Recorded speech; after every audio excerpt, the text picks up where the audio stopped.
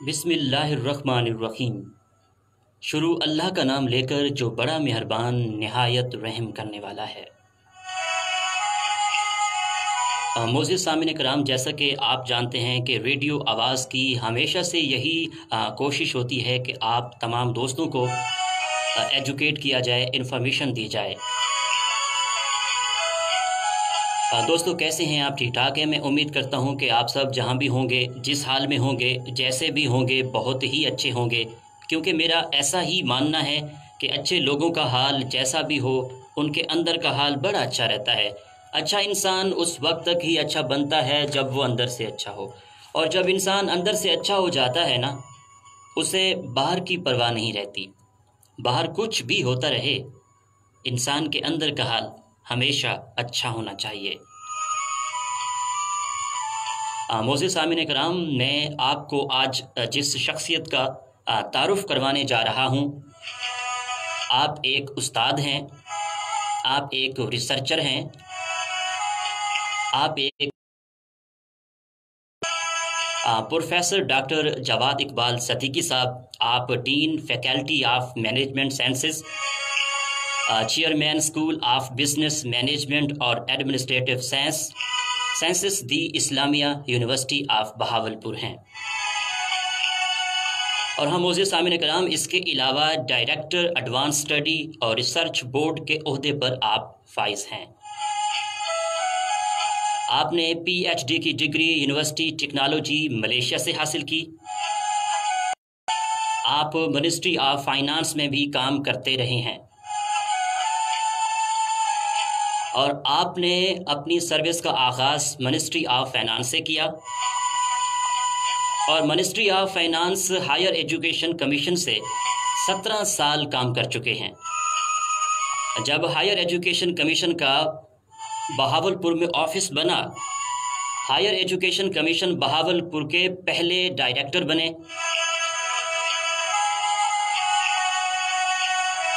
और इसके बाद assistant professor department of management sciences आपने 2015 में इस्लामिया यूनिवर्सिटी ऑफ बहावलपुर को ज्वाइन किया। एसोसिएट प्रोफेसर आपने ज्वाइन किया। और हम मोअज़्ज़िज़ सामिन कराम, आपकी कोशिशों से इस्लामिया यूनिवर्सिटी ऑफ बहावलपुर के डिपार्टमेंट ऑफ मैनेजमेंट साइंसेस में MPhil और PhD प्रोग्राम शुरू कराए गए। आप इंटरनेशनल और नेशनल कॉन्फ्रेंस मुनक्किद करवा चुके हैं। आपके 35 रिसर्च आर्टिकल पेश हो चुके हैं। इनमें से 25 इंटरनेशनल जर्नल में और 10 लोकल PhD HEC से रिकग्नाइज आपके 3 चैप्टर मुख्तलिफ किताबों में पब्लिश हो चुके हैं।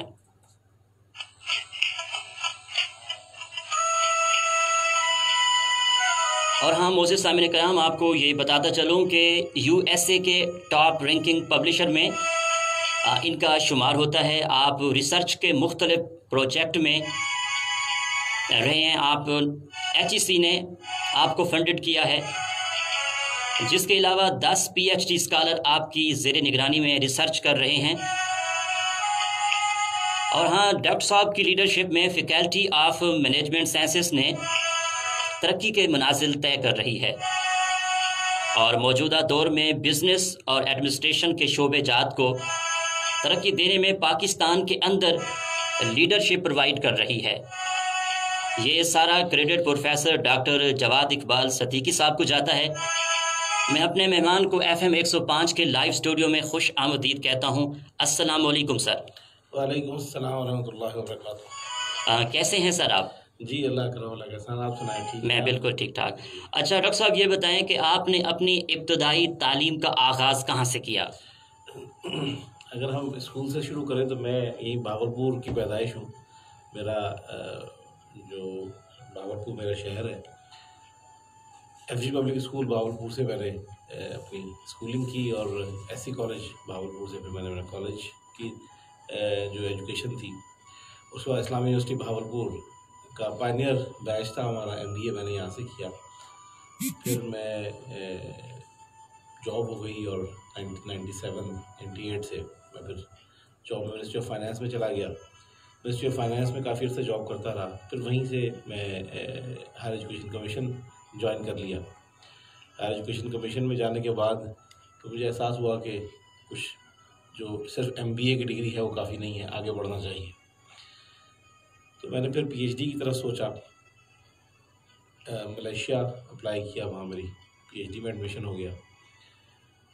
मलेशिया में मैंने 3 साल गुजारे और अल्हम्दुलिल्लाह मेरा PhD जो है टोटली स्पॉन्सर्ड था। मलेशिया की जो UTM हमारी यूनिवर्सिटी थी, यूनिवर्सिटी टेक्नोलॉजी मलेशिया, उसका स्कॉलरशिप था। वहाँ मुझे इंटरनेशनल रिसर्च स्कॉलर अवार्ड था, वो मुझे मिला और उसकी बेसिस पे मैंने फिर अपना PhD कंप्लीट किया।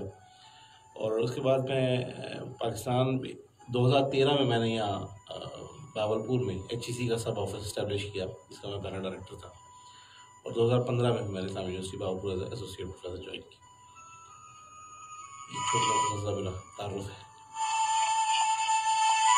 अच्छा डॉक्टर साहब, आपने PhD की डिग्री कहाँ से हासिल की और आपके PhD का थीसिस किस हवाले से, इस हवाले से आप सुनने वालों को बताइएगा। जी, मैं PhD मेरा है यूनिवर्सिटी टेक्नोलॉजी मलेशिया। मलेशिया की टॉप रैंक यूनिवर्सिटी है और इस वक्त अगर आप QS रैंकिंग में देखें तो वो टॉप 200 में शामिल है।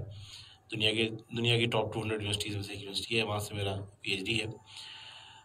मेरा जो बेसिक थीसिस था वो नॉलेज इकोनॉमी पे था कि जो हमारी प्रोडक्शन बेस्ड इकोनॉमीज़ हैं, हम उसको, क्योंकि आने वाला जो दौर है वो नॉलेज इकोनॉमी का है। तो मेरी जो रिसर्च थी, मेरा जो थीसिस था, वो basically conversion of production based economy into knowledge economy, knowledge based economy के ऊपर मेरा रिसर्च थीसिस था, जिसमें हमने यूनिवर्सिटी, इंडस्ट्री, एकेडमिया और जो हमारी सिविल सोसाइटी है, इसकी कोलैबोरेशन, क्वाड्रुपल हेलिक्स का एक कॉन्सेप्ट है, यूनिवर्सिटी, इंडस्ट्री, गवर्नमेंट और सोसाइटी, उसके कोलैबोरेशन से किस तरीके से हम अपनी इंडस्ट्री को, अपनी इकोनॉमी को प्रोडक्शन बेस से नॉलेज बेस में कन्वर्ट कर सकते हैं। ये बेसिक मेरा काम था, जिसके ऊपर मैंने वहाँ पर मलेशिया में काम किया और इसी के ऊपर मुझे PhD की डिग्री अवार्ड आई। जी, तो मोज़े सामने कराम, आपको एक गुड न्यूज़ देते चलें, और गुड न्यूज़ ये है कि हमारे साथ प्रोफेसर डॉक्टर इंजीनियर अतर महबूब साहब भी मौजूद हैं हमारे साथ टेलीफोन कॉल पे। अस्सलाम वालेकुम सर। जी वालेकुम अस्सलाम रहमतुल्लाह। सर कैसे हैं आप, ठीक हैं, खैरियत से हैं? जी अल्लाह का शुक्र है, आप लोग ठीक हैं मौसम? हाँ अल्हम्दुलिल्लाह सर, मैं बिल्कुल ठीक ठाक हूँ। अच्छा सर, मैं आपसे कुछ पूछना चाहता हूँ सर। डॉक्टर साहब, ये है कि डॉक्टर साहब आप ऑनलाइन सिस्टम कैसे चला रहे हैं और कब तक यूनिवर्सिटी ओपन हो जाएगी? अगर एग्ज़ाम होंगे तो इस एग्ज़ाम होने का तरीकाकार क्या होगा? स्टूडेंट ये जानना चाहते हैं सर। बिल्कुल, इसमें ये है कि अभी 15 जुलाई तक तो गवर्नमेंट ने इंस्ट्रक्शन दी है कि एजुकेशन इंस्टीट्यूशन ओपन नहीं किए जाएंगे।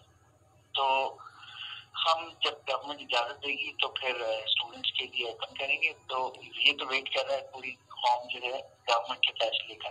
अच्छा, सेकेंडली ये है कि जो असेसमेंट है स्प्रिंग सेमेस्टर की, उसके लिए हमने अपने पास जो फैसला किया था वो ये था कि अगर तो क्लोजर कंटिन्यू करेगा तो एग्जाम्स फिर हम ऑनलाइन बेसिस पर लेंगे। ऑनलाइन एग्जाम्स जो होंगे उसके लिए टीचर्स जो हैं वो स्टूडेंट्स को प्रिपेयर करने के लिए मुख्तलिफ टॉपिक से रिलेटेड क्वेश्चन जो हैं सेल्फ असेसमेंट क्विज़ेस की सूरत में हमारे लर्निंग मैनेजमेंट सिस्टम के जरिए प्रिपेयर कराएंगे। तो ये है कि जो ऑनलाइन एग्जाम होगा उसमें भी उससे मिलते जुलते क्वेश्चन होंगे, तो स्टूडेंट्स ऑनलाइन एग्जाम के लिए प्रिपेयर हो जाएंगे। ग्रेड ओरल वाइवा जो है उसके लिए ऑप्ट कर सकेंगे और टीचर जो है फिर उनके एक ओरल एग्जाम से असेसमेंट करेंगे और जो एग्जाम का रिजल्ट है उसको मॉडरेट कर सकते हैं। अच्छा, ये तो उस सूरत में है कि जब हम लेटर ग्रेड देंगे ABCD। जी सर। अच्छा, एक ऑप्शन ये भी है कि ऑनलाइन एग्जाम के बाद पास फेल बेसिस पे स्टूडेंट्स को इस सेमेस्टर के ग्रेड दिए जाएं और उनका GPA एडवर्सली इफेक्ट ना किया जाए, यानी कि GPA जो स्टूडेंट का पहले से चल रहा है वो मेंटेन रहेगा। तो ये सेमेस्टर में उसको किसी किस्म का एकेडमिक लॉस GPA की सूरत में नहीं होगा। तो वो भी एक ऑप्शन है। तो ये हमारी जो डीन्स कमेटी है इसके अभी इसको डिलिब्रेट करेगी क्योंकि ये ऑनलाइन एग्जाम वाली सिचुएशन 100% अभी क्लियर नहीं है, क्योंकि हमारी जो प्रेफर्ड चॉइस है वो ये है कि अगर तो अगस्त में इंस्टीट्यूशंस खुले तो 2 वीक का रिव्यू सेशन करके पेपर बेस्ड एग्जाम दे लिए जाए नॉर्मल पैटर्न के ऊपर। लेकिन ये देखना पड़ेगा कि जुलाई के बाद गवर्नमेंट का क्या अनाउंसमेंट आता है। हाँ, अच्छा डॉक्टर साहब, अगर ऑनलाइन एग्जाम हो जाते हैं तो किस तरह का पेपर लिया जाएगा, इस बारे में गाइड करते हैं। ऑनलाइन जब आप करते हैं तो ज्यादातर जो होते हैं ऑब्जेक्टिव टाइप क्वेश्चन होते हैं जी सर, उसमें मल्टीपल चॉइस होते हैं, उसमें ट्रू एंड फॉल्स होते हैं, उसमें मैचिंग या चॉइसेस टाइप के होते हैं। तो बेसिकली तो ऑब्जेक्टिव टाइप के क्वेश्चंस होंगे और वो जो कोर्स मटेरियल बंडल स्टूडेंट्स को हमने 4000 डिफरेंट कोर्सेज के यूनिवर्सिटी डिस्ट्रीब्यूट किए हैं, तो हर बंडल में सैंपल मिड टर्म और सैंपल फाइनल एग्जाम भी टीचर्स ने दिए हैं। तो वो जो कंटेंट होगा वो तो वेल डिफाइंड है, जो टेक्स्ट है, मटेरियल है, और वो स्टूडेंट टीचर इंटरेक्शन से स्टूडेंट्स उसको एब्जॉर्ब कर रहे हैं और अपने क्वेश्चन भी रिजॉल्व कर रहे हैं। और ये जो सेल्फ असेसमेंट टेस्ट होंगे इसका भी एक पर्पज ये है कि स्टूडेंट को बिल्कुल आगाही मिल जाए कि क्वेश्चंस का डिफिकल्टी लेवल क्या होगा, नेचर क्या होगी। तो ऑब्जेक्टिव टाइप टेस्ट होगा और मैं समझता हूँ कि उसके लिए वेल प्रिपेयर्ड हो जाएंगे जी। अच्छा डॉक्टर साहब, ये बताएं कि जो पेपर लेंगे उसका मखसूस टाइम होगा। जी डेफिनेटली, ये जो इस तरह के एग्जाम्स होते हैं, डेफिनेटली पेपर बेस्ड एग्जाम में तो हाथ से लिखना होता है जी। तो वो 2 घंटे और 3 घंटे ड्यूरेशन जनरली रखे जाते हैं। लेकिन जो ऑनलाइन टेस्ट होते हैं वो 1 आवर जो होता है वो सफिशिएंट टाइम होता है, और उसमें चीटिंग वगैरह रोकने के लिए और कोलैबोरेशन और कोलैबोरेशन रोकने के लिए क्वेश्चन इसी तरह रखे जाते हैं कि और कुछ करने का टाइम ना हो, जल्दी जल्दी क्वेश्चन आंसर किए जा सके। तो इसलिए वो टाइम जो होगा 1 घंटे से ज्यादा नहीं होगा और क्वेश्चन उसी हिसाब से होंगे कि स्टूडेंट्स को 1 घंटा एंगेज किया जाए। ठीक है। अच्छा डॉक्टर साहब, ये बताएं कि कोरोना वायरस के रोकथाम के लिए इस्लामिया यूनिवर्सिटी क्या रोल प्ले कर रही है, इस बारे में गाइड कीजिएगा। जी बिल्कुल, इसमें इस्लामिया यूनिवर्सिटी ने डे 1 से जो नेशनल इनिशिएटिव्स हैं और गवर्नमेंट के इनिशिएटिव्स हैं, सबसे पहले तो यहाँ पे हमने क्वारंटीन स्टैब्लिश करने में गवर्नमेंट की हेल्प की और उसमें फिर जायरीन और फिर दीगर जो लोग इन्फेक्टेड थे उनको यहाँ रखा गया। फिर हमारे जो फार्मेसी के स्टूडेंट्स थे उन्होंने इसके लिए सैनिटाइजर्स प्रिपेयर किया, फ्री ऑफ कॉस्ट हमने अपने यूनिवर्सिटी में एम्प्लॉइज को भी डिस्ट्रीब्यूट किया और गवर्नमेंट ने और पुलिस डिपार्टमेंट ने डिस्ट्रीब्यूट किए। फिर हमारा जो कन्वेंशनल मेडिसिन है उसने टेलीमेडिसिन हॉटलाइन स्टैब्लिश की और काउंसलिंग और जो इस वायरस से निपटने के लिए जो स्टेप्स लेने चाहिए, न्यूट्रिशनल सप्लीमेंट्स लेने चाहिए ताकि इम्यून सिस्टम स्ट्रॉन्ग किया जा सके वायरस को फाइट करने के लिए। फिर हमारा एग्रीकल्चर और वेटनरी कॉलेज दोनों ने जो था फार्मर्स को, लाइव स्टॉक ओनर्स को जो टेक्निकल एडवाइस थी कोविड-19 के हवाले से, गन्नों की कटाई के हवाले से, किस तरह सोशल डिस्टेंसिंग मेंटेन रखनी है और दीगर और इश्यूज जो थे इस तरह के। फिर हमारे जो फैकल्टी मेंबर्स हैं वो बहुत स्ट्रांगली इंगेज रहे हैं आप जैसे मीडिया आउटलेट्स के जरिए कम्युनिटी में मेंटरिंग करने, एडवाइस करने, साइकोलॉजिकल असिस्टेंस देने के लिए कि इस क्राइसिस के टाइम में फैक्चुअल इंफॉर्मेशन को पहुंचाया जाए कम्युनिटी तक, लोगों का हौसला बढ़ाया जाए, उनको लाइफ बियॉन्ड कोविड के लिए भी प्रिपेयर किया जाए और जो चैलेंजेस दरपेश हैं उसके लिए उनको प्रिपेयर किया जाए। तो हमारी फैकल्टी बहुत एंगेज रही है, रिसर्च पेपर्स भी सबमिट किए हैं लोगों ने कोविड से रिलेटेड रिसर्च पे, और हायर एजुकेशन कमीशन का जो रैपिड रिसर्च प्रोग्राम है कोविड-19 से रिलेटेड उसमें मल्टीपल हमारी यूनिवर्सिटी के फैकल्टी मेंबर्स ने ग्रांट्स के लिए प्रपोजल सबमिट किए। तो ये तो कोविड जो है ये तो एक ऑनगोइंग फिनोमेना है और इस जैसे वायरसेस फ्यूचर में भी आते रहेंगे। तो हमारी इस्लामिया यूनिवर्सिटी की जो एक स्ट्रेंथ है, यहाँ पे बायोटेक्नोलॉजी डिपार्टमेंट भी है, यहाँ पे वेटनरी और एनिमल साइंसेज है, यहाँ फार्मेसी है, तो हमारी फैकल्टी मेंबर पहले से एंगेज है इस तरह की रिसर्च में जो कोविड के लिए भी इस्तेमाल हो सकती है। तो इस्लामिया यूनिवर्सिटी का कंट्रीब्यूशन जो है वो कंटिन्यू कर रहे हैं। हमने ये जो डिजिटल लर्निंग या ऑनलाइन एजुकेशनल फैसिलिटीज हैं इनको रैपिडली डिप्लॉय किया। इससे हमने अपने 20,000 प्लस स्टूडेंट्स को एंगेज करके रखा थी। इसकी बहुत ये हेल्प हो गई कि ये जो यूथ है इसकी एनर्जी पॉजिटिव डायरेक्शन में जा रही। तो इस्लामिया यूनिवर्सिटी का ओवरऑल काफी कंट्रीब्यूशन रहा है इस क्राइसिस में और हम समझते हैं कि आइंदा की इस्लामिया यूनिवर्सिटी इससे ज्यादा अहम रोल प्ले करेगी इंशाल्लाह। अच्छा डॉक्टर साहब, इस टाइम हम फेसबुक से लाइव हैं और एक स्टूडेंट लिखते हैं कि बीए बीएससी के एग्जाम की क्या पॉलिसी होगी, इस बारे में स्टूडेंट को गाइड कर दीजिएगा सर। बिल्कुल, इस हवाले से जो हमारा एग्जामिनेशन डिपार्टमेंट है, कंट्रोलर एग्जामिनेशन, उन्होंने एक प्लान बनाया है।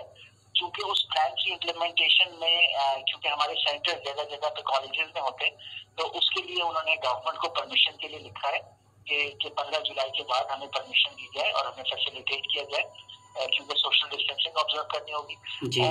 और गॉड फॉरबिड हमारी बैकअप स्ट्रैटेजी है उसके, अगर गॉड फॉरबिड कोई ऐसी सिचुएशन होती है कि वो अलाउ नहीं किया जाता, तो फिर हम कोई दूसरी पॉलिसी अनाउंस करेंगे।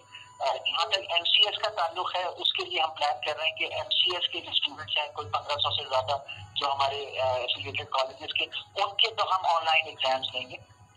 लेकिन BA BSc के स्टूडेंट्स जो कि ऑनलाइन एग्जाम्स के लिए प्रिपेयर नहीं होते, तो उसमें भी देखना पड़ेगा कि अगर बिग फर्जी क्लोजर और लॉकडाउन लंबा से कंटिन्यू करता है, तो उसमें भी हम ऑनलाइन टेस्ट की कोई फैसिलिटी डेवलप करेंगे कि किस तरीके से BA BSc स्टूडेंट्स को भी ऑनलाइन एग्जाम के जरिए एग्जामिन करके उनको ग्रेड असाइन की जाए, ताकि अगला उनका जो एकेडमिक सेशन है और एकेडमिक प्रोग्राम है, MA में दाखिला लेना है या जिस प्रोग्राम में आगे जाना है, उसके लिए वो जा सके। हम लोगों को रोकना नहीं चाहते, हम हर तरीके से देखेंगे, लेकिन जाहिर बात है गवर्नमेंट की तरफ से जो रिस्ट्रिक्शन है और हमारी अपनी जो रिसोर्सेज की लिमिटेशन है, उनको देख के फैसला करना होगा। अच्छा डॉक्टर अतहर साहब, ये बताएं कि रमज़ान मुबारक के आखिरी अशरे में आने वाली ईद में अपने तालिब इल्मों को, सुनने वालों को क्या पैगाम देंगे? बिल्कुल, मैं ये पैगाम दूंगा कि होप का पैगाम, कि इस क्राइसिस से हमने बहुत सारे लेसन लर्न किए कि मिलकर हम इसको फाइट कर सकते हैं। और उसके बाद ये है कि तहकीक करने की जरूरत है। हमें ये पता चला है कि हमारा इल्म जो है अभी तक वायरस के बारे में, इम्यून सिस्टम के बारे में मुकम्मल नहीं है। तो मैं स्टूडेंट्स को इंकरेज करूंगा कि वो एक नए मोटिवेशन के साथ आए, सब्जेक्ट से फंडामेंटल्स को दोबारा रिव्यू करें और दोबारा लेबोरेटरी वर्क के जरिए इस वायरस के तोड़ के लिए और दीगर बीमारियों के तोड़ के लिए हमारे फैकल्टी और स्टूडेंट्स मिलकर इस्लामिया यूनिवर्सिटी के प्लेटफॉर्म से कौम को, दुनिया को नई तहकीक और नई मालूमात दें इंशाल्लाह। बहुत शुक्रिया सर, आपने कीमती टाइम निकाल के रेडियो आवाज़ को ज्वाइन किया। बहुत शुक्रिया sir, thank you so much. वालेकुम अस्सलाम सर।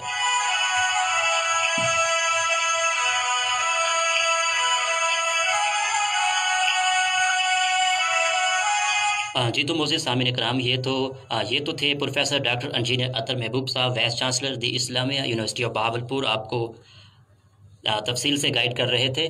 तो हमारे साथ मौजूद हैं हमारे स्टूडियो में professor doctor Javad Iqbal Siddiqui साहब।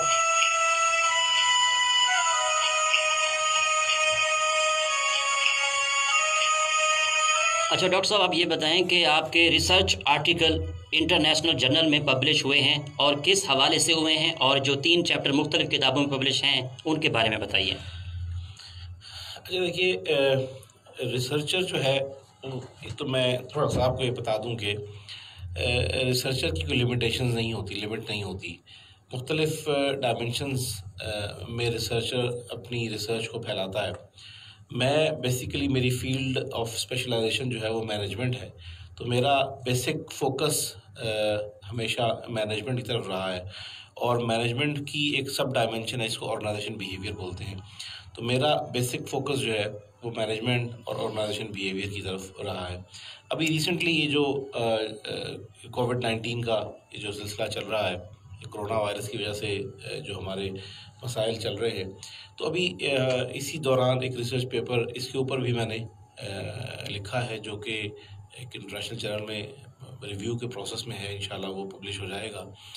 उसमें हमने ये देखा है कि किस तरीके से हम बीइंग ए ह्यूमन बीइंग, हम किस तरीके से अपने आप को इससे बचा सकते हैं, इसमें अपनी इंटरनल रेजिस्टेंस कैसे पैदा कर सकते हैं। जो बेसिक कॉन्सेप्ट है वो रेजिलियंस का है कि अगर हम सेल्फ रेजिलियंस अपने अंदर पैदा कर लें तो हमारा जो इम्यून सिस्टम है वो स्ट्रॉन्ग हो जाएगा, क्योंकि इम्यूनिटी जो है उसका ताल्लुक़ एक्चुअली हमारी सोच से है कि हम कितने अंदर से स्ट्रॉन्ग है, तो हम उतनी ही ज़्यादा बेहतर तरीके से रेजिस्ट कर सकते हैं, लड़ सकते हैं बीमारी के साथ। तो बेसिक फोकस मेरा, जैसे मैंने बताया आपको, इंटरनेशनल जो पब्लिकेशन जितनी भी हैं उनका basic focus human resource organisation behaviour, management या एंटरप्रेन्योरशिप, ये 3 मेरी मेन एरियाज़ हैं जिनके ऊपर मैं काम करता हूँ, और इन्हीं पर ही मेरे पेपर्स हैं ज़्यादातर, और जो बुक चैप्टर्स हैं वो भी एक नया हमने इसमें एक डायमेंशन निकाली है जिसे बोलते हैं सस्टेनेबल, क्योंकि सारी दुनिया ने काम किया है एंटरप्रेन्योरशिप के ऊपर कि नया बिज़नेस कैसे स्टार्ट किया जाए, नया काम कैसे शुरू किया जाए, लेकिन किसी ने इस बारे में नहीं सोचा कि उस नए काम को सस्टेन कैसे किया जाए। नया, क्योंकि दुनिया में जो एंटरप्रेन्योर्स हैं उनका फेलियर रेट बहुत ज़्यादा है। जो मैंने जो उस पर काम किया है वो एक मॉडल दिया है जिसमें हमने ये देखा है कि किस तरीके से जो एंटरप्रेन्योर्स हैं वो अपना बिजनेस भी करें और उनका फेलियर भी ना हो और सक्सेसफुली अपने बिजनेस को चलाएं। तो इसको हमने नाम दिया है, नया आइडिया है जिसको हम कहते हैं सस्टेनेबलप्रेन्योरशिप। तो हमने उस पर सस्टेनेबलप्रेन्योरशिप के हवाले से, वो मेरा एक चैप्टर है। एक चैप्टर मेरा इनोवेशन के हवाले से कि हम देखते हैं, क्योंकि एंटरप्रेन्योरशिप मेरा बेसिक फोकस था, तो उसमें इनोवेशन जो है वो एंटरप्रेन्योरशिप का मेन इंग्रेडिएंट होता है। तो एक एंटरप्रेन्योरशिप के हवाले से चैप्टर है। तो बेसिकली जो जितनी भी रिसर्च है वो सारी फोकस मैनेजमेंट, चाहे वो ह्यूमन रिसोर्स मैनेजमेंट, चाहे वो ऑर्गेनाइजेशन बिहेवियर हो, चाहे वो एंटरप्रेन्योरशिप हो, चाहे वो प्योर मैनेजमेंट हो, इसी के इर्द गिर्द मेरी जितनी भी रिसर्च है वो घूमती है।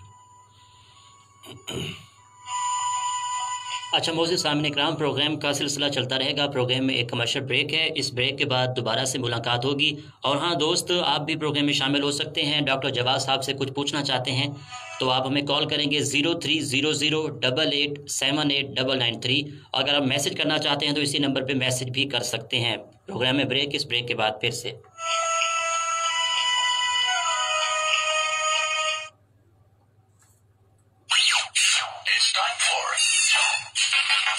Sponsor messages.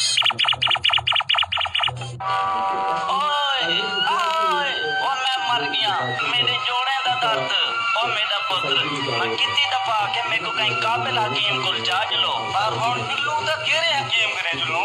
सौत घबरा ना, आज आप चाचे को जलवारे दवाखाने ते भेजो दो, जिन्हां ने जोड़ा दे दर्द दे हवाले नाल एक ही वजह नुस्खा तैयार कीते कि जोड़ा दे दर्द वास्ते एक टिक के खुशखबरी जलवारे दवाखाना साडी को एक बार जरूर तशरीफ ले आओ। जिस्मानी कमजोरी, असाबी कमजोरी, ब्लड प्रेशर, अमराज़े मैदा, गुर्दे दी पथरी, मसाने दी पथरी, दमा, खांसी ते जोड़ा दे दर्द दा इलाज पहली खुराक दे विच कंट्रोल, बवासीर, खूनी बादी कमजोरी दा इलाज गारंटी नाल कीता जांदा है। एड्रेस जलवारेज दवाखाना, बिल मुकाबिल army petrol pump, united centre, main लारी अड्डा, बहावलपुर। 0342 777 3818 0302 777 3818। बवासीर की बीमारी जिंदगी भर की खारी, उस पर एक नई मुसीबत, ऑपरेशन। अरे नहीं, आप बगैर ऑपरेशन भी इससे निजात पा सकते हैं।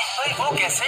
दाऊद अक्सीर बवासीर कोर्स इस्तेमाल कीजिए ना, इंशाल्लाह ऑपरेशन की नौबत ही नहीं आएगी। क्या वाकई? हाँ, दाऊद अक्सीर बवासीर कोर्स मतलब प्रोफेसर हकीम मलिक दाऊद, स्टेडियम रोड, बिल मुकाबिल चिड़ियाघर, लारी अड्डा, बहावलपुर। फोन नंबर 0622887922, मोबाइल 0300 4790 आप सुन रहे हैं आवाज 5 FM। जी सर। अच्छा सर, कौन सा सवाल था?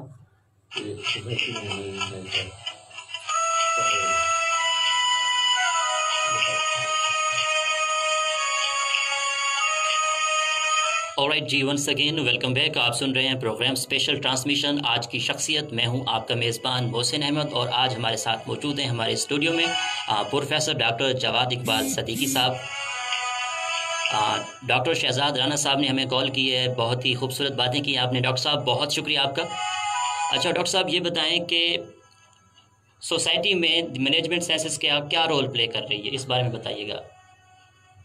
अच्छा, हम इसको मैं बराह रास्त ताल्लुक़ जो है वो फील्ड से है।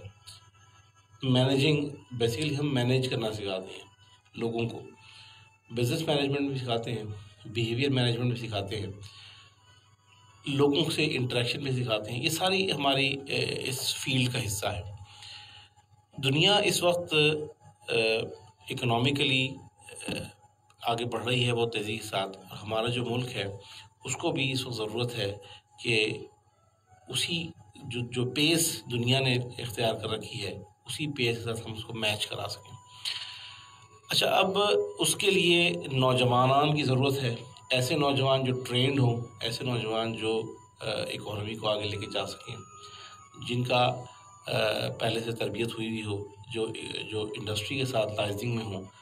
तो हमारी जो मैनेजमेंट साइंस डिपार्टमेंट है, ये बेसिकली ऐसे नौजवानों को तैयार करता है जो मार्केट रेडी, हम जिसे बोलते हैं, ये मार्केट रेडी प्रोडक्ट होती है, जो मार्केट में जाते हैं और जाके इकोनॉमिक, जो हमारे मुल्क की इकोनॉमिक डेवलपमेंट है, उसमें अपना रोल प्ले करते हैं। ये बुनियादी काम है जो हमारी इस वक्त की अहम ज़रूरत है। जो हमारी यूथ है, उस यूथ को तैयार करना और उस यूथ को फिर मार्केट रेडी प्रोडक्ट के तौर पे तैयार करना, ताकि वो मार्केट में जाएं और जाके अपना रोल प्ले कर सकें।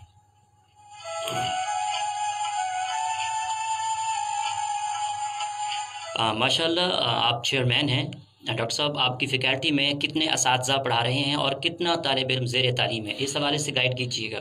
जी, मैं 2015 में मैंने इस डिपार्टमेंट को ज्वाइन किया। तो जिस वक्त मैंने ये डिपार्टमेंट ज्वाइन किया, उस वक्त यहाँ पर जो असातिज़ा थे उनकी तादाद कोई अराउंड 29 के करीब थी, 29 असातिज़ा कराम थे।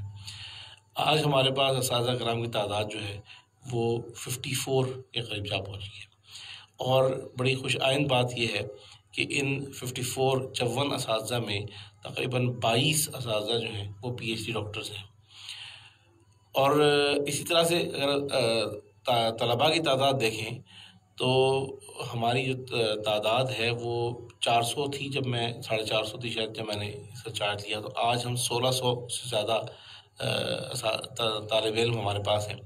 और इसमें असल में देखिए, लीडरशिप का बड़ा अहम किरदार होता है। जब से हमारी अतर महबूब साहब, प्रोफेसर डॉक्टर अतर महबूब साहब वाइस चांसलर जो हमारे तशरीफ़ लाए हैं, इन्होंने फोकस किया है, इनकी जो पॉलिसीज़ हैं वो बेसिकली स्टूडेंट ओरिएंटेड हैं, स्टूडेंट्स की तरफ बहुत ज़्यादा फोकस्ड हैं। तो इसीलिए हमने इसको इम्प्लीमेंट किया और बहुत तेज़ी के साथ हमारा डिपार्टमेंट जो ग्रो किया। 400 से हम 1600 में पहुँच गए। अच्छा डॉक्टर साहब, हम कॉल लेते हैं। अस्सलाम वालेकुम। हाँ जी, कौन बात कर रहे हैं? जी वालेकुम अस्सलाम, कौन सा बात कर रहे हैं? हाँ जी, डॉक्टर साहब से क्या पूछना चाहेंगे? जी, क्या हाल है बेटा? जी, डॉक्टर साहब से क्या पूछना चाहेंगे आप? डॉक्टर जवाद साहब से। हम आपका प्रोग्राम सुनने तीन चार साथी हैं। हाँ, बहुत शुक्रिया। कोई सवाल है आपका?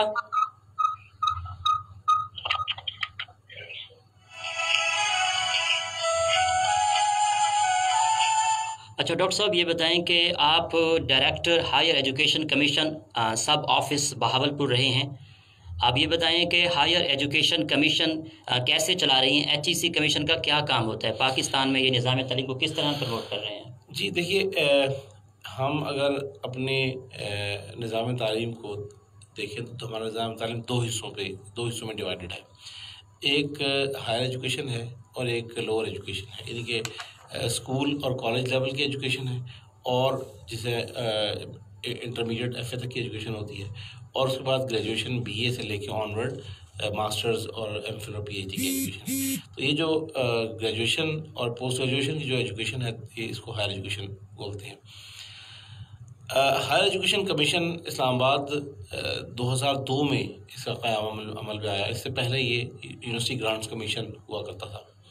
अताउर रहमान साहब इसके पहले चेयरमैन थे, और उन्होंने बड़ी एनर्जेटिक पर्सनालिटी थी। उन्होंने बहुत तेज़ी के साथ इसकी डेवलपमेंट की। जब आपको शायद याद होगा कि पहले पाकिस्तान में मैं 1997-98 की बात बताऊँ तो उस पाकिस्तान में 26 से 27 यूनिवर्सिटियाँ हुआ करती थी। सही। आज पाकिस्तान में सिर्फ 20-22 साल के अरसे में पाकिस्तान में इस वक्त 200 के करीब यूनिवर्सिटीज़ काम कर रही हैं। पब्लिक और प्राइवेट सेक्टर यूनिवर्सिटी मिला के कोई 200 यूनिवर्सिटीज़ हैं इस वक्त पाकिस्तान में। तो कहाँ 26-27 यूनिवर्सिटियाँ जो कि पिछले 1947 से लेके और 1997 तक 98 तक, यानी कि 40-45 साल के अरसे में सिर्फ 25 से 26 यूनिवर्सिटियाँ बनी। और अगले 20 साल के अरसे में, 22 साल के अरसे में, जब ख़ासतौर से जब हायर एजुकेशन कमीशन 2002 में कायम हुआ, उसके बाद तो यहाँ पर यूनिवर्सिटियों की तादाद बहुत तेज़ी से बढ़ती चली गई, जो कि 200 के करीब तक पहुँच गई है।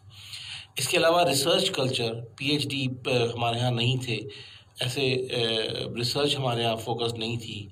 तो हायर एजुकेशन कमीशन ने रिसर्च प्रोजेक्ट शुरू किए, हायर एजुकेशन कमीशन ने रिसर्च कल्चर पैदा किया, PhDs प्रोड्यूस किए, इंटरनेशनल PhDs प्रोड्यूस किए, बाहर से लोगों को लेके आई। तो इस तरीके से हमारे जो मुल्क का ओवरऑल हायर एजुकेशन का सिनेरियो है वो बिल्कुल तब्दील हो गया हायर एजुकेशन कमीशन की आने की वजह से। यूनिवर्सिटीज़ की रैंकिंग हो गई, यूनिवर्सिटीज़ की रैंकिंग होनी शुरू हुई, तो आहिस्ता आहिस्ता यूनिवर्सिटीज़ में भी रिसर्च और क्वालिटी कल्चर जो है वो डेवलप होना शुरू हो गया, क्वालिटी इन्हांसमेंट सेल्स बनने शुरू हुए यूनिवर्सिटी के अंदर। तो ये वो सारे काम हैं, ये सारे स्टेप्स हैं। तो बेसिकली हायर एजुकेशन कमीशन का काम रिसर्च को प्रमोट करना और क्वालिटी एजुकेशन को मेंटेन रखना, ये बेसिकली इनकी जिम्मेदारी है। अच्छा डॉक्टर साहब, ये बताएं कि आपकी हॉबी क्या है और आप कितने मुल्कों की सैर कर चुके हैं और आपको एज अ टूरिस्ट आपको कितना अच्छा लगता है, इस बारे में बताइएगा हमारे सुनने वालों को। हॉबीज़, मैं बचपन से स्क्वाश बहुत खेला है, मैंने स्क्वाश खेलने का शौकीन था। सही। स्क्वाश का प्लेयर रहा, यहीं भावलपुर स्टेडियम में खेला करता था। और अभी भी जब कोई मौका मिल जाए तो मैं ज़रूर खेलता हूँ, स्क्वाश खेलने जाता हूँ, स्क्वाश ज़रूर खेलने की कोशिश करता हूँ कि, लेकिन अब मसरूफियात इतनी ज़्यादा हो गई हैं कि मौका नहीं निकल पाता।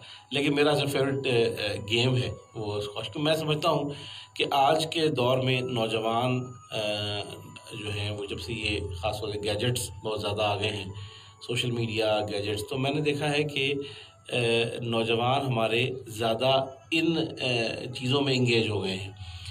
ज़्यादातर फेसबुक पे बैठे रहते हैं, व्हाट्सएप पे बैठे रहते हैं, इस तरह की एक्टिविटीज़ में जो बिल्कुल बैठ जाने वाली एक्टिविटीज़ हैं वो अपने घरों में।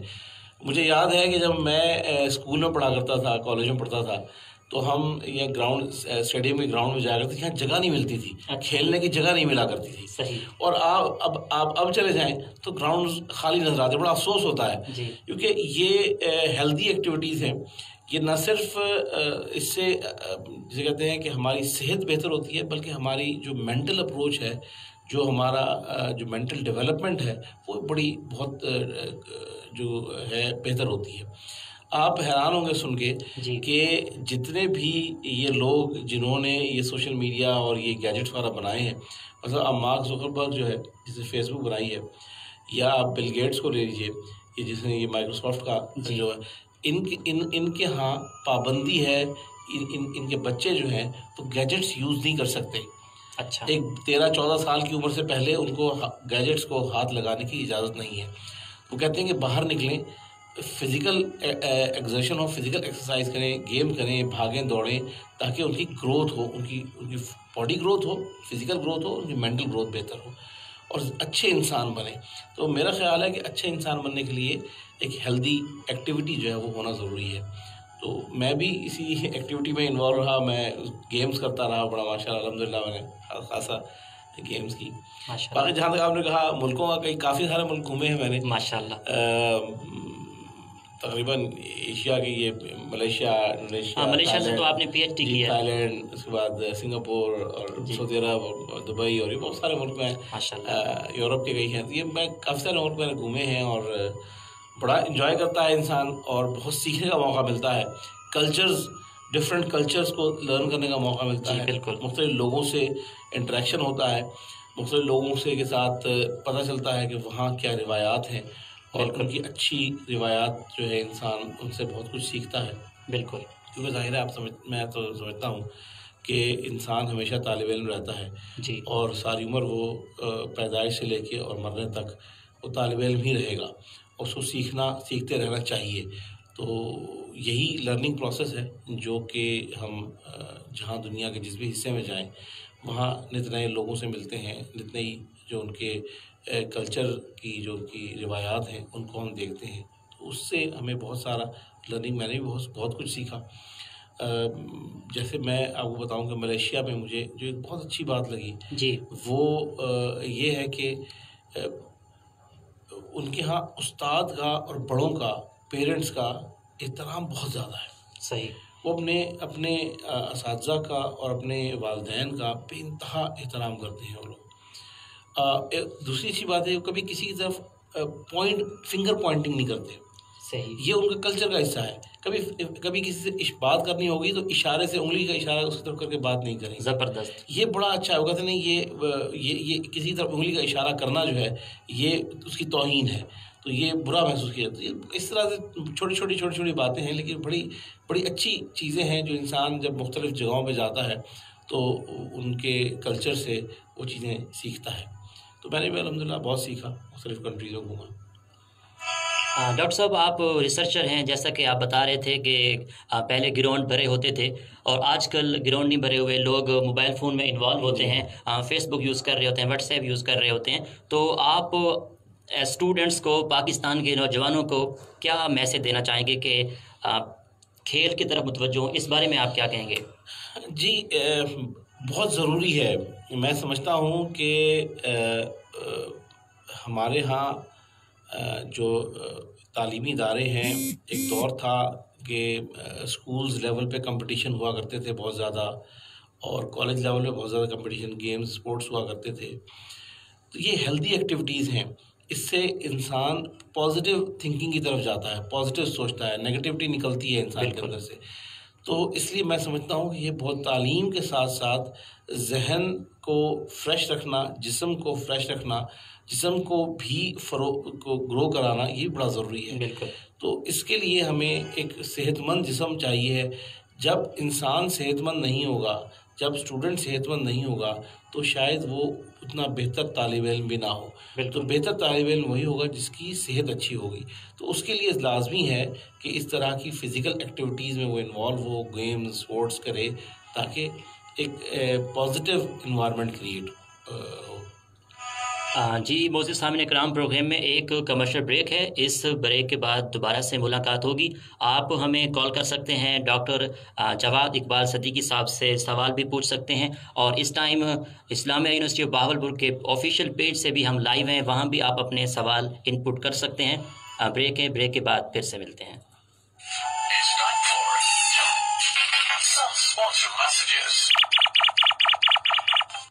मोटापे से तंग हज़रात के लिए खुशखबरी, अब आया जलवारिस स्मार्ट कोर्स। जलवारिस स्मार्ट कोर्स जो आपको मोटापे से निजात दिलाए, दिलकश और स्मार्ट बनाए, पेट की फालतू चर्बी खत्म करके आपको स्लिम बनाए, BMI के मुताबिक वजन कम करने में मदद दे। जलवारिस स्मार्ट कोर्स जहरीले मादों और कोलेस्ट्रॉल से आपको दे बिल्कुल निजात। जलवारिस स्मार्ट कोर्स बगैर किसी साइड इफेक्ट के जिस्म का भारीपन सिर्फ 15 दिन में खत्म करें। तो फिर मोटापे से परेशान प्रोफेसर वलीद अब्दुल्ला हमारे साथ हैं, कहते हैं what about the online classes and online exam. Address Jalwarez Dawakhana, बिलमुकाबिल army petrol pump, united centre, main लारी अड्डा, बहावलपुर। 0342 777 जो गुर्बत की वजह से यूनिवर्सिटी में 0302 777 करके नाश्ता जारी नहीं कर रहे हैं, उसके लिए क्या करेंगे? अपने ख्वाबों की ताबीर पाइए, मायूसी छोड़िए, जिंदगी से नाता जोड़िए, मैं आपके साथ इनसे सवाल करूँ, ये सवाल जिंदगी भरपूर। दाऊद अक्सीर शबाब हीरे वाले। मतलब प्रोफेसर हकीम मलिक दाऊ, स्टेडियम रोड, बिलमुकाबिल चिड़ियाघर, नज़दीक लारी अड्डा, बहावलपुर। Phone number 0622 887 922, mobile 0300 47 90789। आप सुन रहे हैं आवाज 105 FM।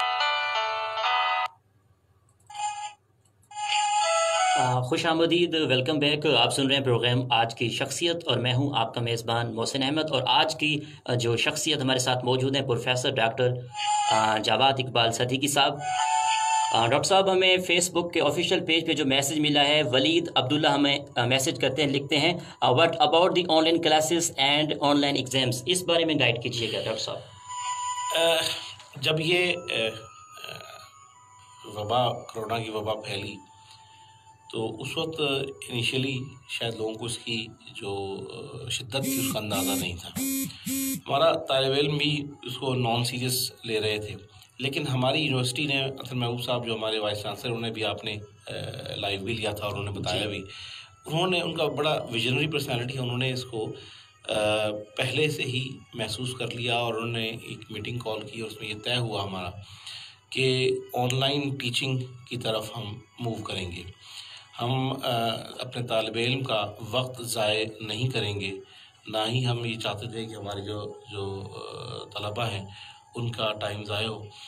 तो हमने ये तय किया कि हमारे जो लर्निंग मैनेजमेंट सिस्टम, एक ऑनलाइन हमारा सिस्टम है, उसके तहत हमने कोर्स में CMB, एक हमारी वेबसाइट डेवलप हुई CMB कोर्स मटेरियल बंडल्स, उसमें हमने कोर्स मटेरियल बंडल्स, हर डिपार्टमेंट ने, हर प्रोग्राम के, हर सब्जेक्ट के कोर्स मटेरियल बंडल्स हर टीचर ने अपने बनाए और वो बना के उसको अपलोड कर दिया गया।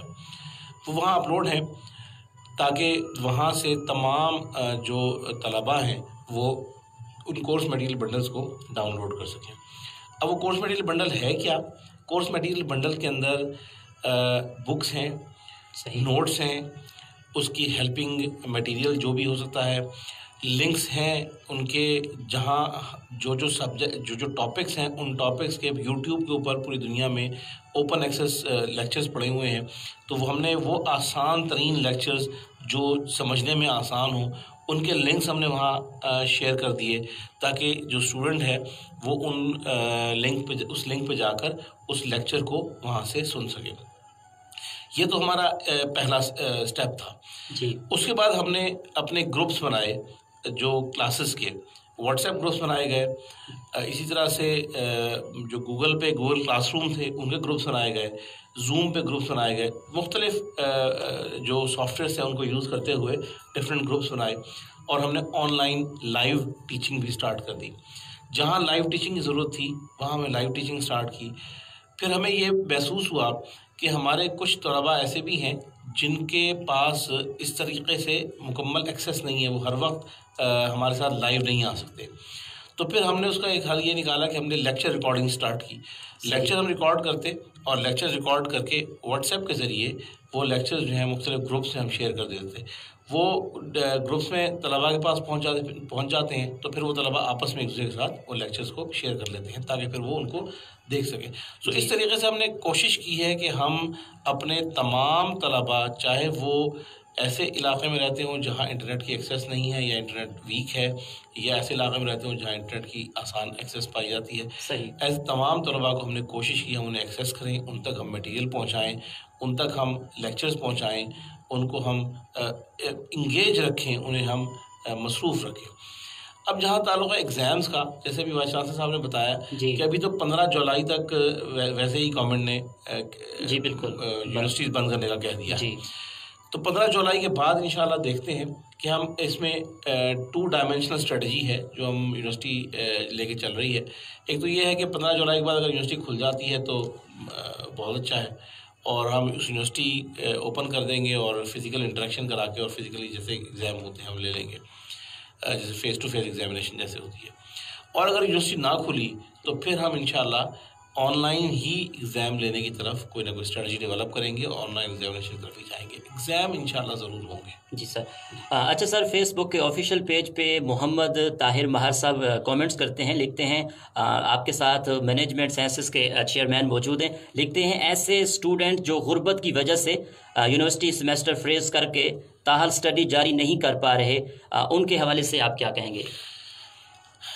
अच्छा, मैं आपको बताऊं कि गवर्नमेंट ऑफ पाकिस्तान ने हमेशा अपने ऐसे जो तलबा हैं उनकी बहुत मदद की है और फिर हमारी जो इस्लामी यूनिवर्सिटी बहावलपुर है इसने भी अपने तलबा की बहुत ज़्यादा, हमारे यहाँ बेशुमार स्कॉलरशिप्स हैं जो इस सिलसिले में आते रहते हैं और हम अपने स्टूडेंट्स को देते रहते हैं।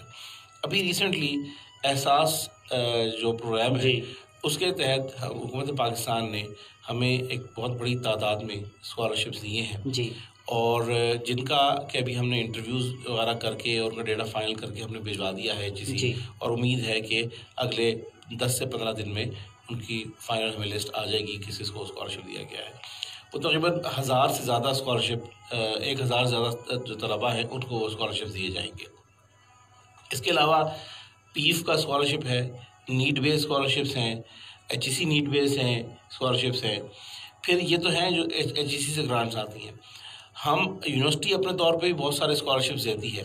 जैसे ऐसा बच्चा जो हाफ़िज़ कुरान है तो उसको हाफ़िज़ कुरान का स्कॉलरशिप मिलता है। ऐसे तलबा जो पोजीशन होल्डर्स हैं, अगर कोई तालिब इल्म पोजीशन लेता है तो उसको भी हम फ़ीस माफ़ी के सूरत में स्कॉलरशिप मिलता है। तो ये मुख्तलिफ स्कॉलरशिप्स हैं जो यूनिवर्सिटी जो है वो अपने तलबा को दे रही है। हमारी कोशिश है कोई भी तालिब इल्म इस वजह से पढ़ाई से महरूम ना रह जाए कि उसके पास उसकी फ़ीस पे करने के पैसे नहीं हैं। अच्छा डॉक्टर साहब, दूसरा कमेंट्स करते हैं। नवीद शहजाद लिखते हैं, what kind of future plan of online exams, इस बारे में गाइड करते हैं सर। देखिए, इस वक्त चूँकि 1.5-2 महीने हो गए हैं हमें ऑनलाइन पढ़ाते हुए, तो इस वक्त ज़ाहिर है जो तलबा है वो ज़्यादातर अपने एग्ज़ाम्स के हवाले से ही परेशान हैं। अभी जैसे वाइस चांसलर साहब ने भी बताया कि हम अपने जो हमारा लर्निंग मैनेजमेंट सिस्टम है उसमें हमारे जितने भी स्टूडेंट्स हैं उन सब को रजिस्टर कर लिया गया है। जितने भी हमारे को 22-23 हज़ार स्टूडेंट हैं जी, तमाम के तमाम स्टूडेंट्स को उसमें रजिस्टर कर लिया गया है और उनके मोबाइल्स पे उनके लॉगिन और पासवर्ड भेज दिए गए हैं। अब वो अपने चूँकि अगर जैसे मैंने भी आपसे कहा कि अगर 15 के बाद यूनिवर्सिटी खुल जाती है फिर तो फेस टू फेस एग्जाम हो जाएगा जी, बिल्कुल, फिर तो बड़ा आसान है, हम फिजिकली बिल्कुल वो तो पेपर ले लेंगे, पेपर जैसे हमारा है तरीक़ाकार है, हम सारा पेपर ले लेंगे। अच्छा, उसमें ये है कि मिड टर्म चूँकि नहीं हुए हैं तो मिड टर्म अब नहीं होंगे, एक ही एग्ज़ाम होगा, फाइनल टर्म का एक ही पेपर होगा 100 नंबर का या 80 नंबर का। वो पेपर जो है डिपार्टमेंट खुद तय करेगा किस तरह करना है और वो ले लिया जाएगा। लेकिन अगर हम फिज़िकल सूरत हाल नहीं बनती, फिज़िकल एग्जामिनेशन का कोई सूरत नहीं बनती, तो फिर हम ऑनलाइन एग्जामिनेशन की तरफ ही मूव करेंगे और मोस्ट प्रोबेबली इम्कान यही है कि हम ऑब्जेक्टिव टाइप की तरह के मल्टीपल चॉइस क्वेश्चन और इस तरह के हम पेपर्स ही लेंगे। अच्छा डॉक्टर साहब, हमें कमेंट्स करती हैं हानिया अहमद लिखती हैं। हानिया अहमद कहती हैं कि सर पीएचडी के लिए गैट सब्जेक्ट पास करना कंपलसरी होगा, इस बारे में क्या कहेंगे डॉक्टर साहब? जी, पीएचडी के लिए गैट सब्जेक्ट जो है वो असल में यूनिवर्सिटी की रिक्वायरमेंट नहीं है, बेसिकली एचईसी की रिक्वायरमेंट है जी। एचईसी की कंडीशन है कि गैट सब्जेक्ट के बगैर आप पीएचडी की डिग्री आपको नहीं मिल सकती। उसमें यूनिवर्सिटी ये करती है कि हम इसमें थोड़ा सा अपने स्टूडेंट्स को सूरत हाल को देखते हुए हम रिलैक्स कर सकते हैं कि हम एडमिशन जहाँ स्टूडेंट्स के एडमिशन हो रहे होंगे वहाँ उन्हें एडमिशन दे देंगे और फिर उनको हम 6 महीने या साल का टाइम दे देंगे कि उस 6 महीने में, ये साल में वो अपना गैट का जो सब्जेक्ट टेस्ट है वो क्लियर कर लें ताकि उनका एचईसी वाली रिक्वायरमेंट है वो पूरी हो जाए। अगर गैट सब्जेक्ट टेस्ट पास नहीं करेंगे तो फिर एचईसी उनकी डिग्री को अटेस्ट नहीं करेगा। तो ये बेसिकली डिग्री रिक्वायरमेंट एचईसी की तरफ से है। अच्छा डॉक्टर साहब, ये बताइए कि एडमिशन पीएचडी कब तक स्टार्ट होंगे, इस बारे में बताइए। देखिए, हम प्लान कर रहे हैं इंशाल्लाह ताला जुलाई के मिड से उम्मीद है कि यूनिवर्सिटी जो है वो अपने एडमिशन स्टार्ट कर देगी मिड जुलाई से, और कोशिश है कि अगस्त के मिड या सितंबर के फर्स्ट वीक से हम अपनी क्लासेस जो हैं वो स्टार्ट कर दें। ये अभी टेंटेटिव स्केड्यूल है, अभी इसको फाइनल अप्रूवल नहीं हुई, लेकिन इंशाल्लाह डीन्स कमेटी अब होने जा रही है। डीन्स कमेटी की मीटिंग होगी, उसमें ये फाइनल हो जाएगा कि हमारा यही स्केड्यूल चलना है या इसमें तब्दीली। अभी तक यही स्केड्यूल है जी। तो मोअज़्ज़िज़ सामीन कराम, डॉक्टर जवाद इकबाल सदीकी साहब हमारे साथ मौजूद हैं हमारे स्टूडियो में। प्रोग्राम में एक कमर्शियल ब्रेक है, इस ब्रेक के बाद दोबारा से सवालात का सिलसिला शुरू करेंगे। जब तक आप हमें अभी कॉल कर पाएंगे आप अपने सवाल पूछ सकते हैं। कॉल करने का नंबर मैं आपको बताता चलूँ 030088789993।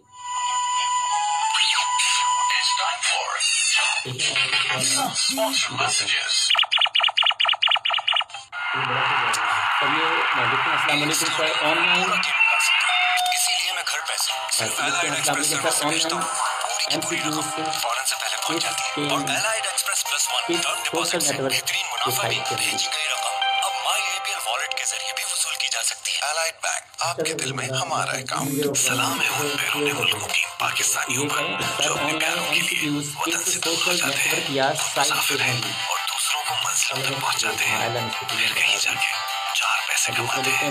ये आपके खून पसीने की कमाई अब बैंक अल-फलाह पहुँचाएगा पाकिस्तान में अपनी 700 से ज़ायद ब्रांचेस के जरिए फौरन कैश की वसूली, आसान रेमिटेंस अकाउंट और अल्फा रेमिटेंस अकाउंट की बदौलत, ताकि आपकी कुर्बानी और उनकी खुशियाँ अधूरी न रह जाए। Bank Alfalah, the way forward.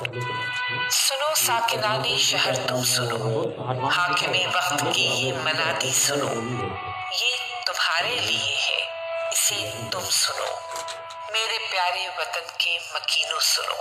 एक वबा आई है जाने किस देश से, सारी धरती को अपने सहर में लिए, जिस पे हिकमत चले ना दवा ही कोई। एक वबा आई है जाने किस देश से, लोग कहते हैं हमसे मिला ना करो, तुम रहो खुश जहां हो वहीं पर रहो, खुद को अपने घरों में मुक़य्यद करो, रब हिफाजत करे तुम सलामत रहो। तो सुनो, बस यही एक रास्ता है जो तुम ये चुन लोगे तो पार हो जाओगे। अगर जो घर में रहोगे अभी रात दिन, स्टूडेंट के बारे में कल को दुनिया के बीमार हो जाओगे। What about students?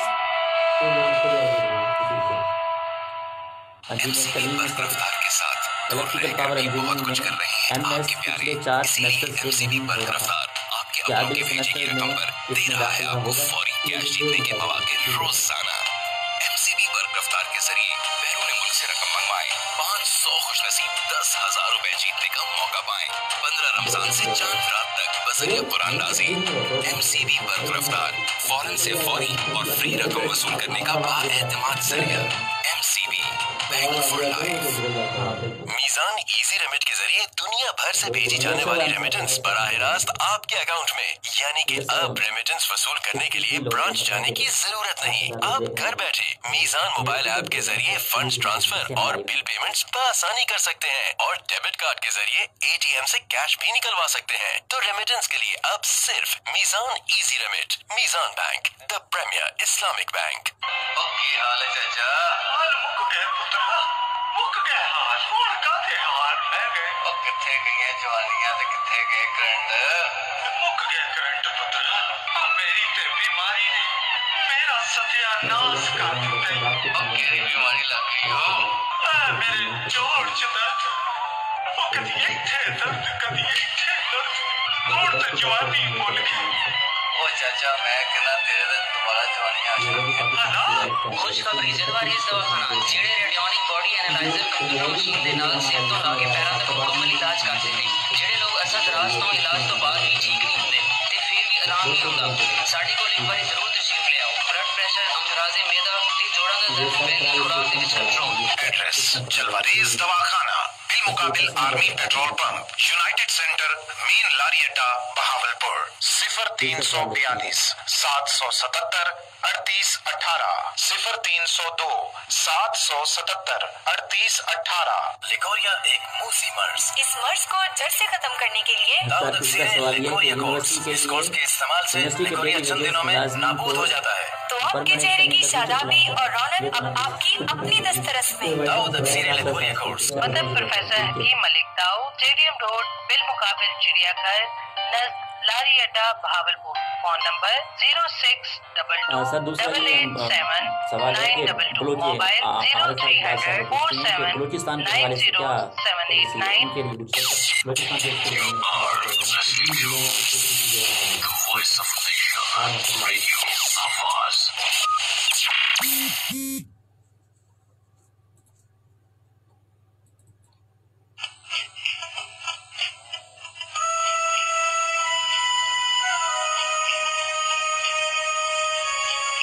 खुश आमदीद, वेलकम बैक। आप सुन रहे हैं प्रोग्राम आज की शख्सियत। मैं हूं आपका मेज़बान मोहसिन अहमद और आज हमारे स्टूडियो में मौजूद हमारे guest professor doctor Jawad Iqbal Siddiqui साहब।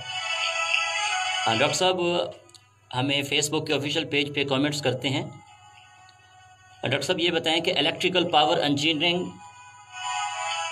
MS या पिछले 4 सेमेस्टर नहीं हो रहा, अगले सेमेस्टर में इसका दाखिला होगा, इस बारे में बताइएगा। अच्छा, इसमें मैं आपको बताऊं कि MS और PhD इसमें जो एडमिशन है ये डिपेंड करता है अवेलेबिलिटी ऑफ सुपरवाइज़र के ऊपर जी। अगर सुपरवाइज़र अवेलेबल हों तो हम उसमें एडमिशन कर सकते हैं। ये HEC की पॉलिसी है कि अगर आपके पास सुपरवाइज़र अवेलेबल होंगे तो आप एडमिशन कर सकेंगे, अगर आपको सुपरवाइज़र अवेलेबल नहीं होंगे तो उसमें आप एडमिशन नहीं कर सकेंगे।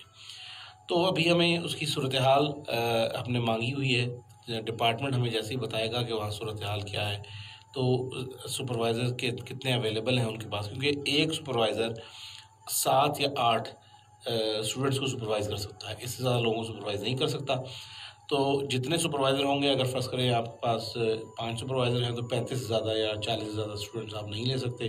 तो अगर ऑलरेडी 40 स्टूडेंट एनरोल्ड होंगे तो जब तक उनमें से कुछ लोग पास आउट नहीं होंगे उस वक्त तक नए एडमिशन्स नहीं हो सकते।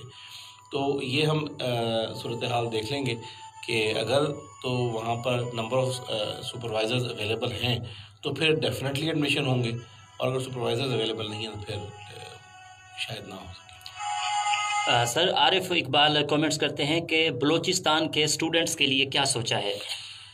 बलूचिस्तान के जो स्टूडेंट्स हैं उनके लिए हम खासे परेशान हैं, और हमारी कोशिश है कि वो किसी न किसी तरीके से इस जो हमारा सिस्टम है इसके अंदर आ जाए। लर्निंग मैनेजमेंट सिस्टम जो हमारा है वो हमारा बनाया ही इसलिए गया है, और हम ये उनको मैसेज भी दिलवा रहे हैं अपने जो बलूचिस्तान और फाटा के हमारे स्टूडेंट्स हैं। हमारे पास 4 दूर दराज इलाके हैं, बलूचिस्तान है, फाटा है, गिलगित बल्तिस्तान है और आज़ाद कश्मीर है। ये 4 इलाके जिनके हमारे तलबा हैं, जिनके मसाइल हैं, जिनके पास इंटरनेट एक्सेस का मसला है, या तो इंटरनेट है ही नहीं, अगर इंटरनेट है तो बहुत स्लो है।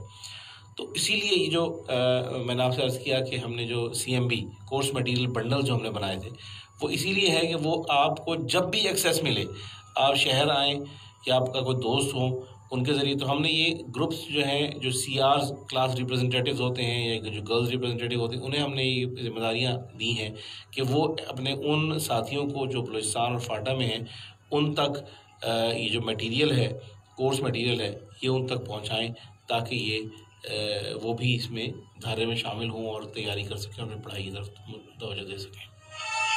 अच्छा डॉक्टर साहब, सकलैन कुरैशी हमें कमेंट्स करते हैं, कहते हैं कि सर मेन पॉइंट ये बताएं कि डिस्कस कर लें कि जिनका सेशन हो चुका है, सेमेस्टर सेशन हो चुका है, उनके लिए उनकी जो कंपार्ट है उनके लिए क्या किया जाएगा, क्या प्रोसीड है, उसके बारे में बताएं। अच्छा, इस हवाले से 2 सूरतें हैं। आप वो स्टूडेंट्स जिनका सेशन कंप्लीट हो गया था और डेफिनेटली जब ये सेमेस्टर स्टार्ट हुआ उस वक्त तक तो कोरोना का कोई ऐसा नहीं था मामला। सेमेस्टर जब शुरू हुआ तो उस वक्त उन्होंने अपने आप को अगर किसी प्रोग्राम में, अपने किसी सब्जेक्ट में एनरोल करा रखा है तो वो बिल्कुल उसी तरीके से उसमें पेपर देंगे जिस तरह के बाकी लोग देंगे। यानी कि ऑब्जेक्टिव बेस्ड पेपर जो ऑनलाइन होगा वो ऑनलाइन पेपर देंगे और ऑनलाइन ही उनका भी एग्ज़ाम होगा। अगर कुछ लोग ऐसे हैं जो बहावलपुर में इस शहर में अवेलेबल हैं और वो अपने असातिज़ा के साथ डायरेक्ट इंटरेक्शन कर सकते हैं, तो वो उन्हें चाहिए कि वो अपने असातिज़ा से इंटरेक्ट करें। हमारे यहाँ रूल्स में प्रोविज़न मौजूद है गाइडेड स्टडी की, तो वो गाइडेड स्टडी के ज़रिए उनको हम फैसिलिटेट कर सकते हैं। अच्छा डॉक्टर साहब, ये बताएं कि जिन स्टूडेंट्स का MPhil का थीसिस सबमिट हो गया है उनके ऑनलाइन डिफेंस होंगे? इसके लिए हमने जो डायरेक्टरेट है, हमारा एडवांस स्टडीज़ एंड रिसर्च का डायरेक्टरेट है, जिसका मैं डायरेक्टर भी हूँ जी, हमने पूरे SOPs बना के और ये सर्कुलेट कर दिए हैं। तमाम जितने भी MPhil, जितने PhD, चाहे वो थीसिस हो, चाहे उनका प्रपोजल डिफेंस हो, चाहे सिनॉप्सिस डिफेंस हो, चाहे उनका कॉम्प्रिहेंसिव एग्ज़ाम हो, ये सारे ऑनलाइन होंगे। इस पूरे तमाम का एक SOP हमने बना के, गाइडलाइंस हैं जो हमने बना के हमने सर्कुलेट कर दी हैं तमाम डिपार्टमेंट्स को, तमाम हेड्स को वो पहुंचा दी गई हैं। अब ऐसे तलबा को चाहिए कि वो अपने रिस्पेक्टिव डिपार्टमेंट से रब्ता करें, डिपार्टमेंट हेड से रब्ता करें और अपने जो स्टक हुए हुए थीसिस के मामलात हैं इनको रिजॉल्व करें और अपनी डिग्री कंप्लीट करें।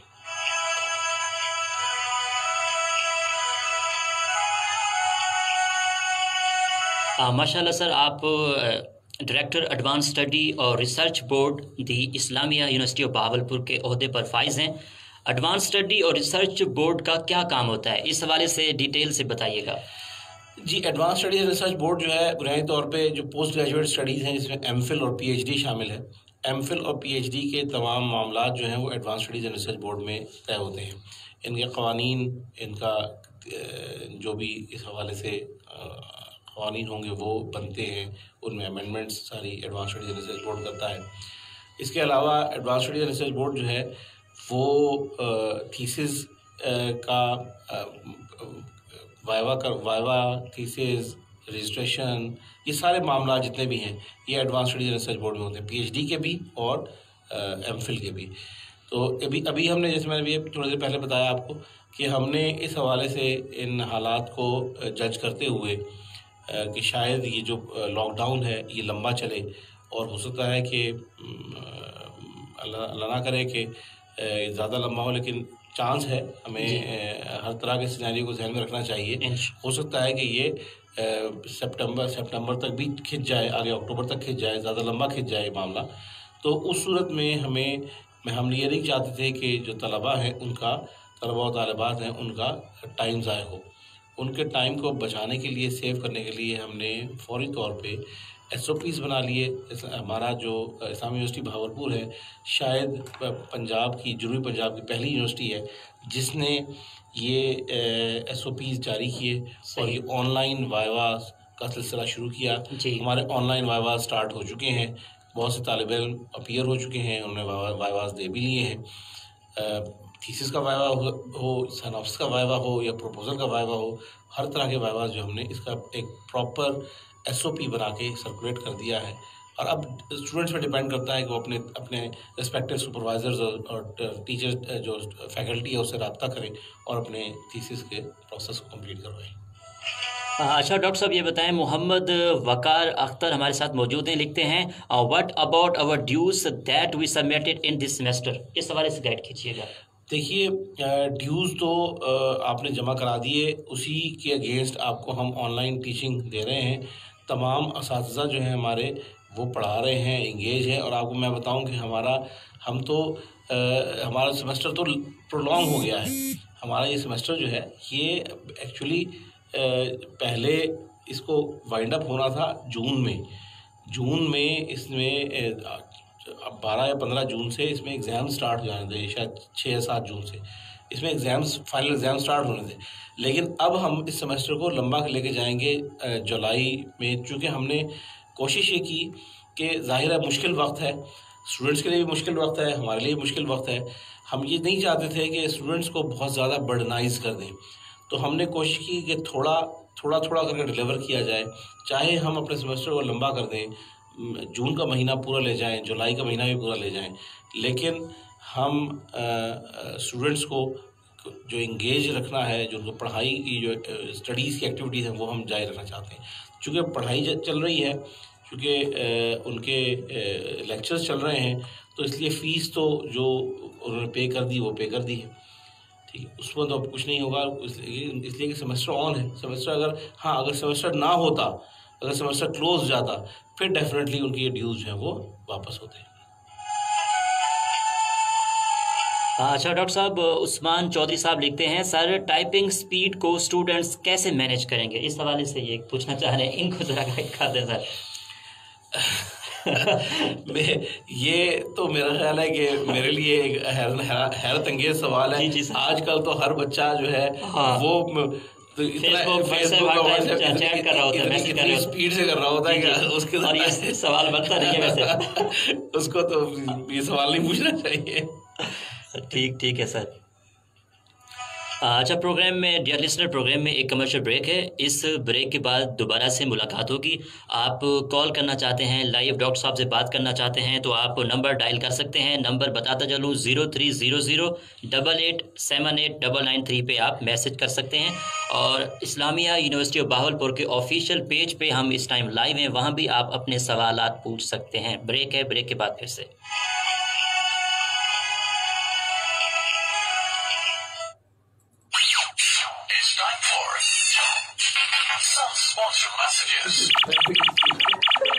मीज़ान इजी रेमिट के जरिए दुनिया भर से भेजी जाने वाली रेमिटेंस बराह रास्त आपके अकाउंट में, यानी कि अब रेमिटेंस वसूल करने के लिए ब्रांच जाने की जरूरत नहीं। आप घर बैठे मीज़ान मोबाइल ऐप के जरिए फंड्स ट्रांसफर और बिल पेमेंट्स बआसानी कर सकते हैं, और डेबिट कार्ड के जरिए ATM से कैश भी निकलवा सकते हैं। तो रेमिटेंस के लिए अब सिर्फ Meezan easy remit. Meezan bank, the premier Islamic bank.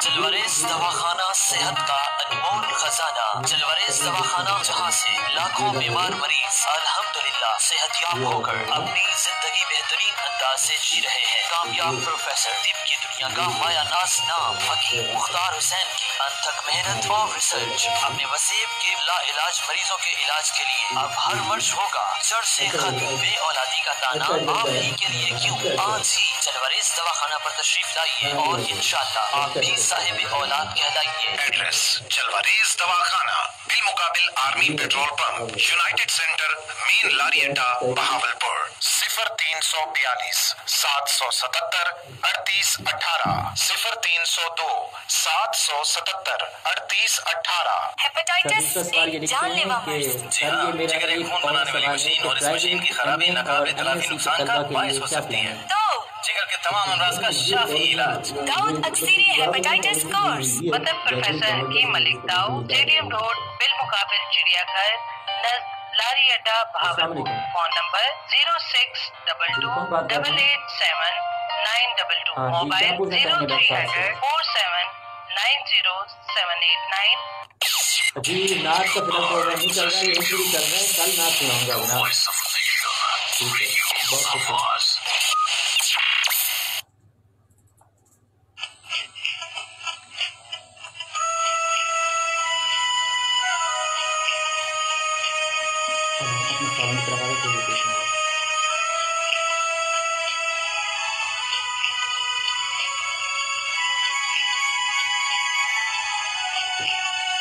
Alright जी, वंस अगेन वेलकम बैक। आप सुन रहे हैं प्रोग्राम आज की शख्सियत और मैं हूं आपका मेज़बान मोहसिन अहमद। और आज के मोअज़्ज़िज़ मेहमान हमारे साथ हमारे स्टूडियो में मौजूद हैं प्रोफेसर डॉक्टर जवाद इकबाल सदीकी साहब। अच्छा डॉक्टर साहब, ये बताएं कि कोरोना वायरस से मुल्क की मईशत पर क्या असरात मुरतब हो रहे हैं, इस हवाले से बताइएगा। जी, आपको पता ही है कि इस वक्त पाकिस्तान क्या पूरी दुनिया की सारी इंडस्ट्री जो है वो बंद पड़ी है और लॉकडाउन सारी दुनिया में है। ख़ास तौर से आप देखिए कि यूरोप और अमेरिका और इस तरह जितने ममालिक हैं, हर तरह की इंडस्ट्री वहाँ पर बंद है, ट्रांसपोर्टेशन वहाँ बंद है, एयरलाइंस बंद हैं, हर चीज़ बंद है, जिसकी वजह से इंडस्ट्री जो है उसको इसके लिए एक बहुत बड़ा सेटबैक है। इंडस्ट्रियल जो क्राइसिस है, जो हमारा फाइनेंशियल जो क्राइसिस है, इकोनॉमिक जो क्राइसिस है, ये बढ़ता चला जा रहा है। इसका हुजम बहुत बड़ा होता चला जा रहा है और वक्त के साथ साथ शायद इसके असरात जो है वो अगले आने वाले कई सालों तक हम उनको महसूस करें। लेकिन मैं समझता हूँ कि हमारी जो हुकूमत है उसने बहुत अच्छे इक़दाम किए हैं, जिसे कहते हैं कि इस हवाले से भी, इकोनॉमिक डेवलपमेंट के हवाले से भी और आवाम की खिदमत के हवाले से भी। स्टेट बैंक ने फ़ौरी तौर पे जो रिडक्शन की अपने इंटरेस्ट रेट में, उस हवाले से भी। और इस तरह से जो नई स्कीम्स हैं स्टेट बैंक ने मुतारिफ कराई हैं बिज़नेस स्टार्टअप्स के लिए और इस तरह से लोगों के लिए कि वो लोन लें और ना बिज़नेस में आएँ। फिर जो रिलीफ दिया गया है लॉकडाउन में, वो भी इसीलिए दिया गया है कि जो बिज़नेसेस हैं जो बंद होते चले जा रहे हैं, जिनकी वजह से हालात जो हैं, गुर्बत के हालात जो हैं वो ख़राब होते चले जा रहे हैं, तो वो भी एक पॉलिसी है। सारी दुनिया में आपने देखा होगा कि पूरी दुनिया, अमेरिका तक में उन्होंने अपने लॉकडाउन को नरम किया है, क्योंकि इसके बग़ैर चाराकार कोई नहीं है। हम जो दुनिया में क्राइसिस जो है वो बढ़ता चला जा रहा है और ये इसकी मईशत जो है पूरी दुनिया की बहुत बुरी तरह से इससे मुतासर हो रही है। अच्छा डॉक्टर साहब, अदीला इशफाक साहिबा लिखती हैं कि प्राइवेट में MA पार्ट 2 के एग्ज़ाम कब होंगे, इस हवाले से बताएं। अच्छा, ये अभी वाइस चांसलर साहब ने आपने उनका इंटरव्यू किया था थोड़ी देर पहले, उसमें उन्होंने बताया था कि हमारा जो डिपार्टमेंट है एग्ज़ामिनेशन का, कंट्रोलर ऑफ एग्ज़ामिनेशन डिपार्टमेंट जो है वो इसके ऊपर वर्किंग कर रहा है। उन्होंने कोई पॉलिसी बनाई है और उसकी परमिशन के लिए उन्होंने गवर्नमेंट ऑफ पाकिस्तान से इजाज़त मांगी है। अगर इजाज़त मिल गई तो उम्मीद है कि इंशाअल्लाह अल्लाह की ज़ात से इजाज़त मिल जाएगी, तो फिर हम इसका कोई ना कोई तरीक़ाकार जो है इम्तहान का वो लेके और एग्ज़ाम ले लेंगे।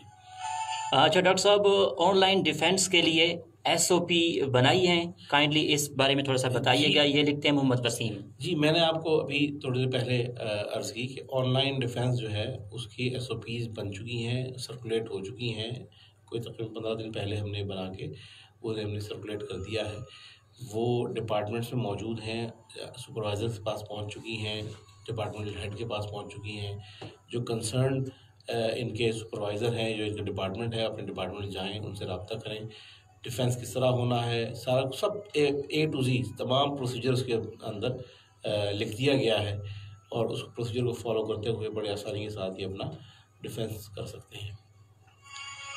अच्छा डॉक्टर साहब, ये बताइए कि प्रोफेसर इंजीनियर डॉक्टर अत्हर महबूब की लीडरशिप में यूनिवर्सिटी तरक्की के मनाजिल तय कर रही है, इस हवाले से बताइएगा।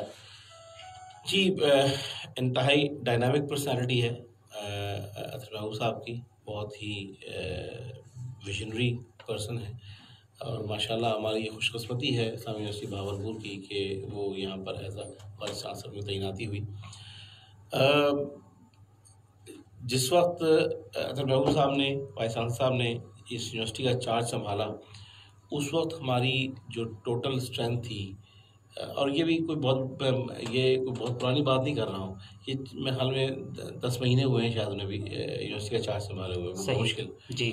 दो एडमिशन्स, एक फॉल 2019 और फिर स्प्रिंग 2020 का एडमिशन, 2 एडमिशन उनके दौर में हुए हैं और दोनों रिकॉर्ड एडमिशन्स हैं।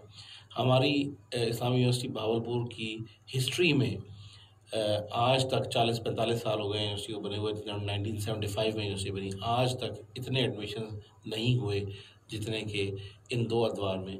ख़ासतौर से फॉल जो सितंबर अक्टूबर में जो एडमिशन होते हैं वो मेन एडमिशन होता है, क्योंकि उस वक्त तमाम रिजल्ट्स डिक्लेयर हुए होते हैं। तो मेन उसमें हमने तकरीबन 10,000 एडमिशन्स लिए थे, ज़बरदस्त, जो कि बहुत बड़ा रिकॉर्ड है, बहुत बड़ी तादाद है, कभी आज तक इतने एडमिशन। हमारी यूनिवर्सिटी की कुल तादाद उस वक्त जो स्टूडेंट्स थे वो तादाद जो है वो 12-13 हज़ार थी, तो जो बढ़कर 22-23 हज़ार में चली गई है। इसी तरह से स्प्रिंग में हमारे पास कभी भी 1200-1300 से ज़्यादा एडमिशन नहीं हुए, हमने इस मरतबा स्प्रिंग में 4,500 एडमिशन लिया है। तो ये एक बहुत बड़ी अचीवमेंट है कि सिर्फ 2 इनटेक्स में तकरीबन यूँ समझें कि 14-15 हज़ार स्टूडेंट्स का इजाफा कर देना, ये सोसाइटी, भावलपुर के लोग और जो यूनिवर्सिटी के असातिज़ा हैं उनका एतमाद है वाइस चांसलर साहब की पॉलिसीज़ पे। ख़ास तौर से जो भावलपुर के लोकल सोसाइटी है उनका एतमाद है, उन्होंने उनकी पॉलिसीज़ को पसंद करते हुए और अपने बच्चों को भेजा और भावलपुर में और हमारी यूनिवर्सिटी में एडमिशन दिलवाया। और अब नई जो डेवलपमेंट है जी, बड़ी तेज़ी के साथ, चूँकि मैंने आपसे अर्ज़ किया कि विजनरी पर्सनालिटी है जी, उन्होंने नया एक जो प्लान दिया है उसके मुताबिक बहुत सारे नए डिपार्टमेंट्स बनाए जा रहे हैं। इन्हीं में आपने अभी पिछले दिनों सुना होगा, अखबार में भी खबर आई कि 2 नई फैकल्टीज़ हमारी बन गई हैं, फैकल्टी ऑफ वेटरनरी और फैकल्टी ऑफ एग्रीकल्चर। जी बिल्कुल, 2 नई फैकल्टीज़ बना दी गई हैं। इस तरह से जो हमारा पहले बिजनेस एडमिनिस्ट्रेशन का डिपार्टमेंट था, इसको स्कूल ऑफ बिजनेस में कन्वर्ट कर दिया गया है, school of business management and administrative sciences में। और इसके अंडर अब 9 डिफरेंट डिपार्टमेंट्स काम करेंगे। जो स्कूल ऑफ बिजनेस है उसमें 9 डिफरेंट डिपार्टमेंट्स काम करेंगे और फिर नई डायमेंशंस, नए सब्जेक्ट्स पढ़ाए जाएंगे। इसी तरीके से कुछ और फैकल्टीज़ हैं उनके ऊपर भी काम चल रहा है, वो भी इंशाल्लाह कुछ अर्से में जैसे ही जो बॉडीज़ हैं हमारी अप्रूविंग बॉडीज़ हैं उसको अप्रूव करेंगी तो वो नई फैकल्टीज़, नए डिपार्टमेंट्स हैं वो भी मारज़ वजूद में आ जाएंगे। इस तरीके से हमारे यहाँ इस्लामी यूनिवर्सिटी भावलपुर में सीखने के मौक़े जो हैं वो ज़्यादा से ज़्यादा बढ़ते चले जाएंगे। ये इसी तरह से डेवलपमेंट का काम है वो भी बहुत तेज़ी से हो रहा है इंशाल्लाह। तो मुझे उम्मीद है कि वाइस चांसलर साहब का जो दौर है ये हमारी यूनिवर्सिटी का एक गोल्डन एरा कहलाएगा। अच्छा डॉक्टर साहब, due to corona virus student के लिए कोई फ़ीस के हवाले से रिलैक्सेशन है?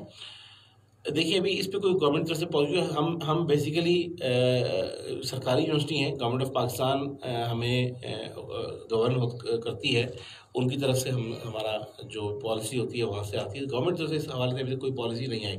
हाँ, गवर्नमेंट ने ये ज़रूर कर दिया है कि जो एहसास स्कॉलरशिप, जो एहसास प्रोग्राम है गवर्नमेंट का, उसके तहत जैसे गवर्नमेंट 12,000 रुपये दे रही है, इसी तरीके से गवर्नमेंट ने पहले हमें 800-850 स्कॉलरशिप दिए थे।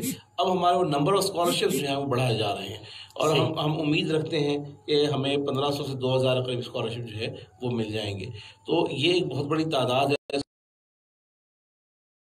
वो तलबा, वो स्टूडेंट्स जिनके मसाइल हैं फ़ीस के हवाले से, उनके वो मसाइल जो हैं वो हल हो सकें।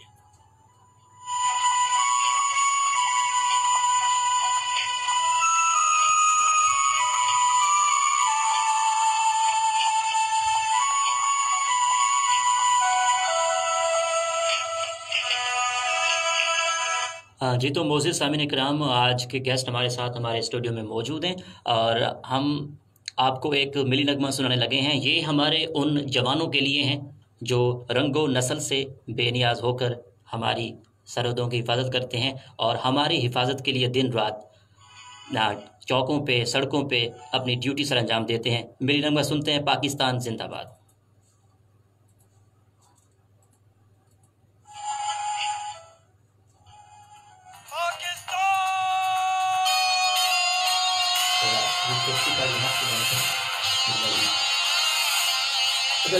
हमने डिपार्टमेंट में जिस तलबा ने हम लोगों को कोरोना में दूसरा इंगेज किया और हम लोग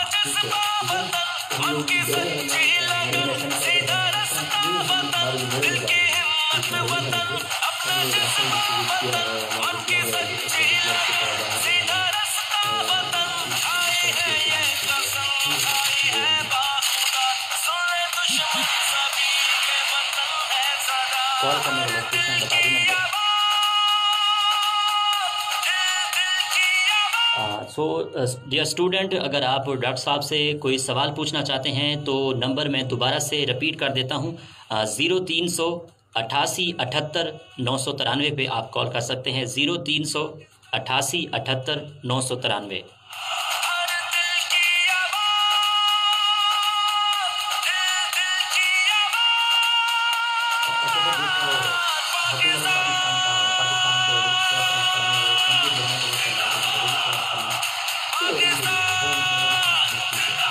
आपसे ये जो आपने कहा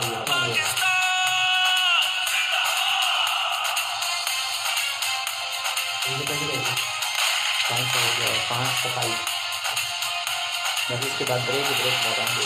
2 साल करेंगे।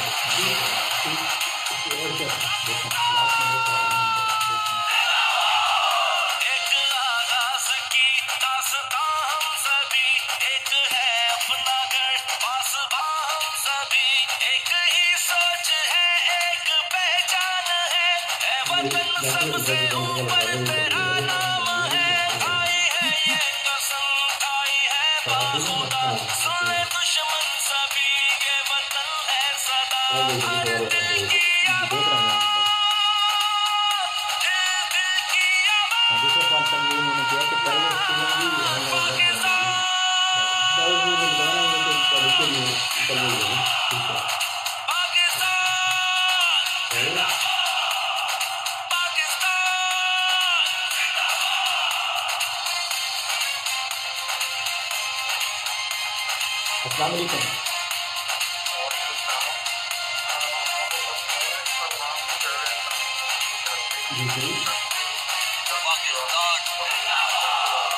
हाँ जी, ये डॉक्टर साहब से बात करें।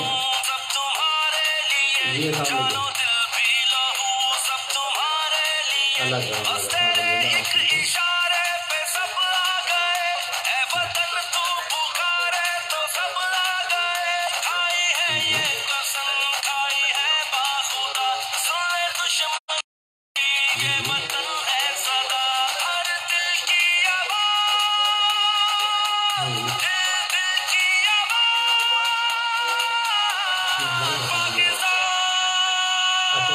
ठीक है, मैं इसको अभी आपका लाइव में बताता हूँ।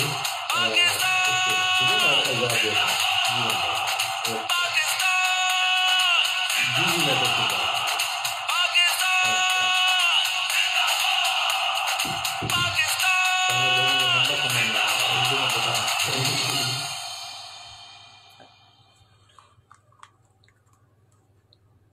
डिफेंस के SOP से हमारा सवाल किया।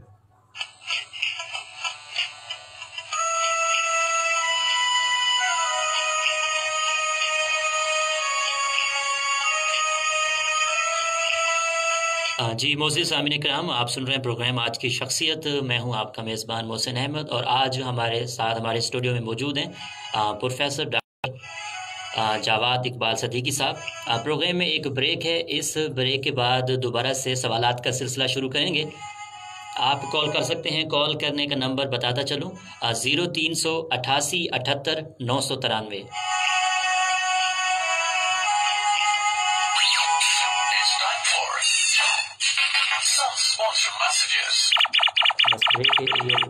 एमसीबी बर्फ रफ्तार के साथ दूर रहकर भी बहुत कुछ कर रहे हैं आपके प्यारे, इसीलिए एमसीबी बर्फ रफ्तार आपके अपनों के भेजे की रकम पर दे रहा है आपको फौरी कैश जीतने के मौके रोजाना। एमसीबी बर्फ रफ्तार के जरिए बैरून मुल्क से रकम मंगवाएं, 500 खुशनसीब 10,000 रुपए जीतने का मौका पाएं। 15 रमजान से चांद रात तक बजरिया कुरान राजी। एमसीबी बर्फ रफ्तार फौरन से फौरी और फ्री रकम वसूल करने का बाएतिमाद जरिया। MCB bank for life. Meezan easy remit के जरिए दुनिया भर से भेजी जाने वाली रेमिटेंस बराह रास्त आपके अकाउंट में, यानी कि अब रेमिटेंस वसूल करने के लिए ब्रांच जाने की जरूरत नहीं। आप घर बैठे मीजान मोबाइल ऐप के जरिए फंड्स ट्रांसफर और बिल पेमेंट्स बआसानी कर सकते हैं और डेबिट कार्ड के जरिए एटीएम से कैश भी निकलवा सकते हैं। तो रेमिटेंस के लिए अब सिर्फ Meezan easy remit. Meezan bank, the premier Islamic bank. Jalwarez Dawakhana सेहत का अनमोल खजाना।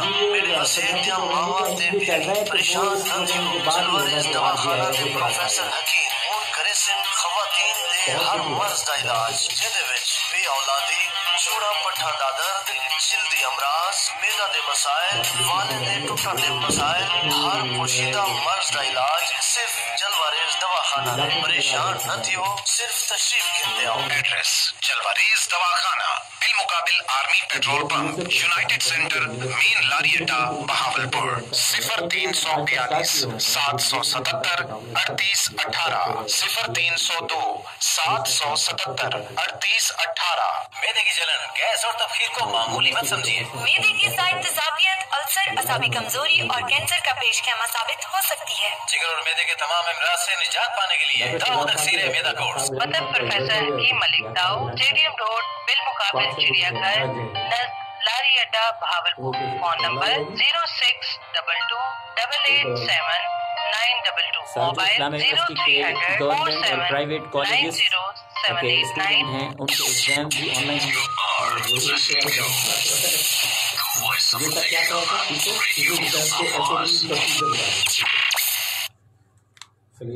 कौन सा आपसे नाम तो भूल गया।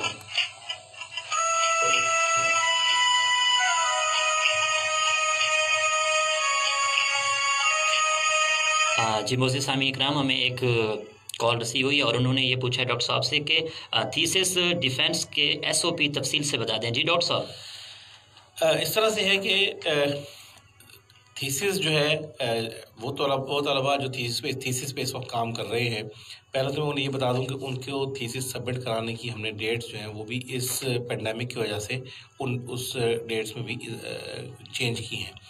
पहले वो 22 जून को जमा होना था, अब हमने अलाउ कर दिया है कि वो 15 मई को थीसिस सबमिट करा सकते हैं।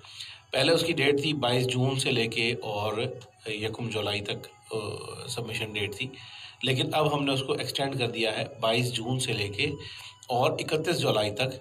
वो किसी भी इस दौरान कभी भी जमा करा सकते हैं, अपने थीसिस कंप्लीट करके जमा कराया जा सकता है अपने डिपार्टमेंट में। जब एक मरतबा थीसिस जमा हो जाएगा तो उसके बाद का जो प्रोसीजर है वो मैं आपको तफसील से बता देता हूँ कि सबसे पहले जो सुपरवाइज़र है वो उसकी प्लेजरिज्म रिपोर्ट चेक करेगा और प्लेजरिज्म रिपोर्ट चेक करने के बाद जब वो ओके होगा तो वो सबमिट करा दिया जाएगा ऑनलाइन, इनके अपने ऑफिशियल अकाउंट से वो भिजवा देगा अपने चेयरपर्सन को। चेयरपर्सन जो है वो उसमें एक्सपर्ट जिससे उसने इवेलुएट कराना है वो ऑनलाइन अपने डीन से उसकी सिलेक्शन कराएगा और ऑनलाइन ही जो एक्सपर्ट के पास ये थीसिस भेज दिया जाएगा थ्रू ईमेल। उसके बाद उसकी रिपोर्ट जो है वो भी ऑनलाइन वसूल हो जाएगी, जो कि ईमेल के ज़रिए उसकी जो भी थीसिस की इवैल्यूएशन रिपोर्ट है वो आ जाएगी। जब थीसिस की इवैल्यूएशन रिपोर्ट आ जाएगी तो फिर थीसिस का डिफेंस का मरहला शुरू होगा। डिफेंस जो है जब वो अपनी करेक्शंस वगैरह स्टूडेंट कर लेगा और उसका सर्टिफिकेट इशू हो जाएगा तो फिर वो डिफेंस की तरफ जाएगा। थीसिस डिफेंस भी ऑनलाइन ही होगा। उसके लिए स्टूडेंट को डिपार्टमेंट में फ़िज़िकली आना ज़रूरी नहीं है।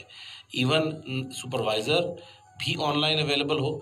मुख्तलिफ इस वक्त सॉफ्टवेयर्स हैं जो मार्केट में अवेलेबल हैं। जूम है, फ्री अवेलेबल है, मीट, जिट्सी मीट्स है, गूगल मीट है, इसके अलावा माइक्रोसॉफ्ट का सॉफ्टवेयर है और इस तरह के 2-3 और सॉफ्टवेयर्स भी हैं। इनमें से किसी भी सॉफ्टवेयर को यूज़ करते हुए तमाम जो उसके मेंबरान हैं, जो उस कमेटी के जिन्होंने वाइवा लेना है, वो तमाम मेंबरान उसमें लाइव ऑनलाइन आ जाएंगे और वहाँ उसका फिर ऑनलाइन ही डिफेंस होगा। स्टूडेंट के लिए ज़रूरी नहीं है कि वो फिज़िकली डिपार्टमेंट जाए। वो अपने घर बैठे ऑनलाइन अपने लैपटॉप के ज़रिए, अपने मोबाइल के ज़रिए, अपने सॉफ्टवेयर के थ्रू कनेक्ट होके अपना डिफेंस कर सकता है और फिर जब उसका डिफेंस हो जाएगा तो बाकी प्रोसीजर जो है वो ऑनलाइन ही उसको भी कंप्लीट कर लिया जाएगा।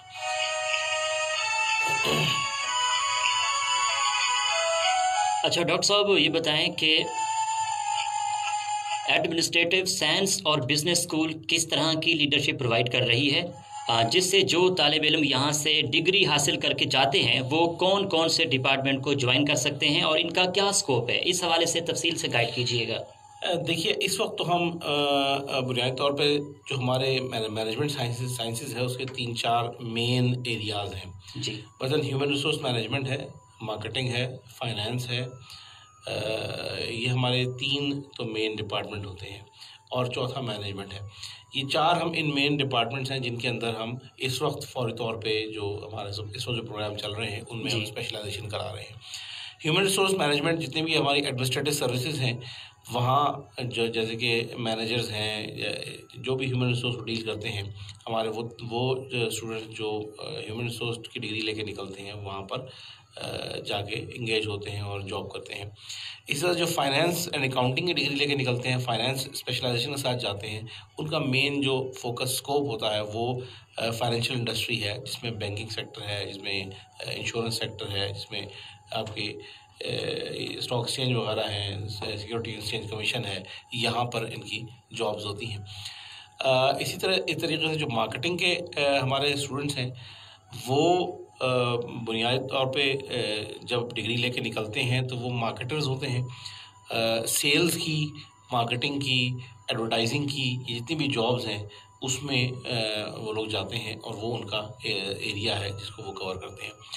लेकिन अब हमारा जो डिपार्टमेंट है वो कन्वर्ट हो गया है, अल्हम्दुलिल्लाह उसको अप्रूवल हमारी जो सिंडिकेट है इस्लामिक यूनिवर्सिटी उसने दे दी है और ये कन्वर्ट हो चुका है school of business management and administrative sciences में।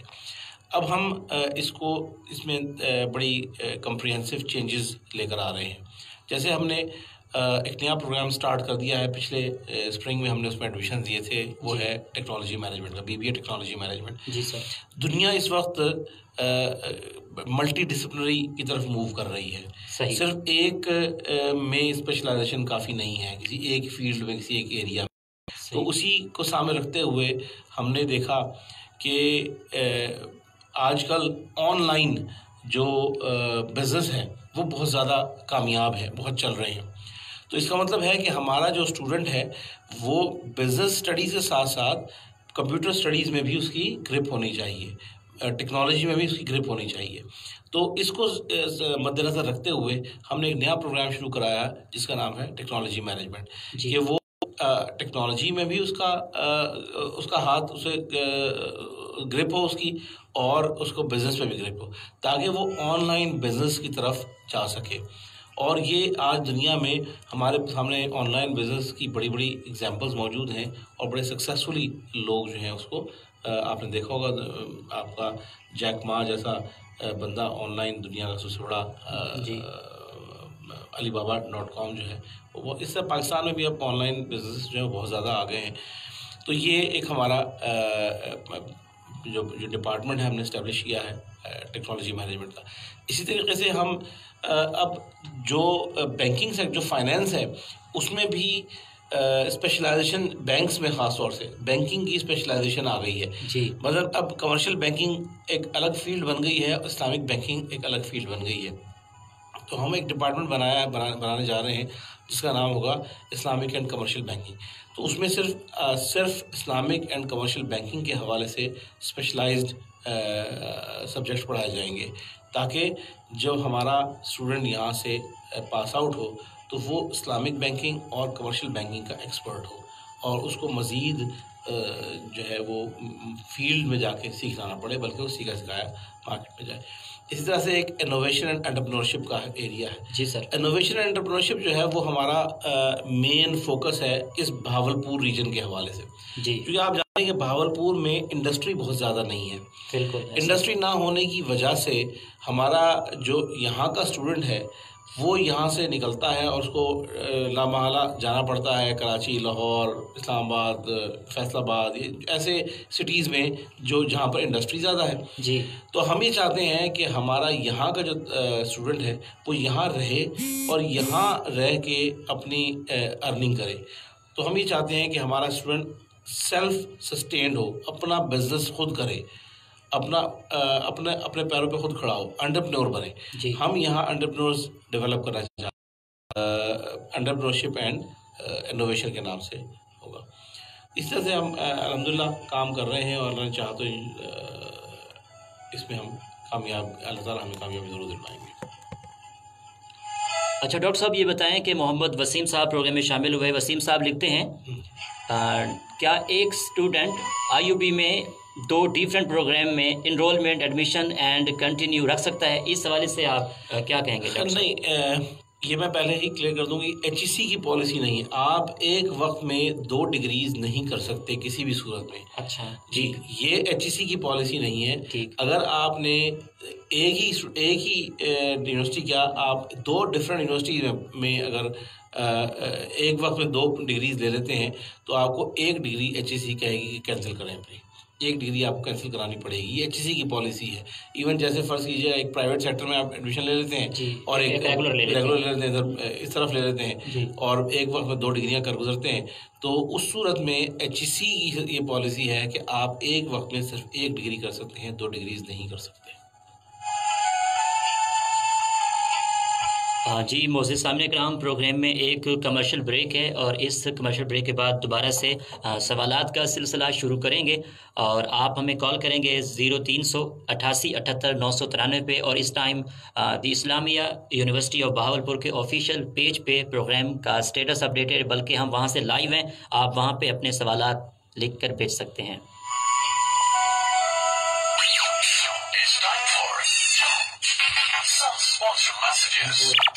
पूरी की पूरी रकम फौरन से पहले पहुंच जाती है, इसीलिए मैं घर पैसे सिर्फ एलाइड एक्सप्रेस सर्विस से भेजता हूँ और एलाइड एक्सप्रेस +1 टर्म डिपॉजिट से बेहतरीन मुनाफा भी। भेजी गई रकम अब माई वॉलेट के जरिए भी वसूल की जा सकती है। एलाइड बैंक, आपके दिल में हमारा अकाउंट। MCB बर्फ रफ्तार के साथ दूर रहकर भी बहुत कुछ कर रहे हैं आपके प्यारे, इसीलिए MCB बर्फ रफ्तार आपके अपनों की भेजी गई रकम पर दे रहा है आपको फौरी कैश जीतने के मौके रोजाना। MCB बर्फ रफ्तार के जरिए बैरून मुल्क से रकम मंगवाएं, 500 खुशनसीब 10,000 रुपए जीतने का मौका पाएं। 15 रमजान से चांद रात तक बजरिया कुरान राजी। MCB बर्फ रफ्तार फौरन से फौरी और फ्री रकम वसूल करने का बाएतिमाद जरिया। MCB bank for life. Meezan easy remit के जरिए दुनिया भर से भेजी जाने वाली रेमिटेंस बराह रास्त आपके अकाउंट में, यानी कि अब रेमिटेंस वसूल करने के लिए ब्रांच जाने की जरूरत नहीं। आप घर बैठे मीज़ान मोबाइल ऐप के जरिए फंड्स ट्रांसफर और बिल पेमेंट्स बआसानी कर सकते हैं और डेबिट कार्ड के जरिए ATM से कैश भी निकलवा सकते हैं। तो रेमिटेंस के लिए अब सिर्फ Meezan easy remit. Meezan bank, the premier Islamic bank. Jalwarez Dawakhana हमारे यहाँ की मुहासे खत्म करने वाली इंडियन एनीमिया और बाल लंबे करने वाले तेल और शैम्पू भी दस्तयाब हैं। मर्दों और औरतों के पोशीदा अमराज के माहिर हर्बल्स का इलाज इंडियन जड़ी बूटियों से किया जाता है। मसलन मैदे की गैस, जोड़ों का दर्द, दायमी दर्द, ब्लड प्रेशर, शुगर, मोटापा, कमर दर्द या मर्दाना कमजोरी और बे औलाद हज़रात मुतवज्जा हो। 15 दिन में शुगर कंट्रोल, मोटापे का रिजल्ट सिर्फ और सिर्फ 15 दिन में मिलेगा। एड्रेस जलवारेज दवाखाना, बिल मुकाबिल army petrol pump, united centre, main लारी अड्डा, बहावलपुर। 0342 777 3818 0302 777 3818। असली बात न जाने लो। मोटापा 40 रोग। मोटापे से निजात पाइए, जिस्म को शेड्यूल बनाइए। दाऊद एक्सीरियम मोटापा कोर्स। स्लिम, स्मार्ट और जाज़िबे नजर दिखने के लिए दाऊद एक्सीरियम मोटापा कोर्स। मतलब प्रोफेसर हकीम मलिक दाऊद, स्टेडियम रोड, बिलमुकाबिल चिड़ियाघर, नज़दीक लारी अड्डा, Bahawalpur. Phone number 0622887922। Mobile 0300 4790 789। You are listening to the voice of nation, Radio Awaz.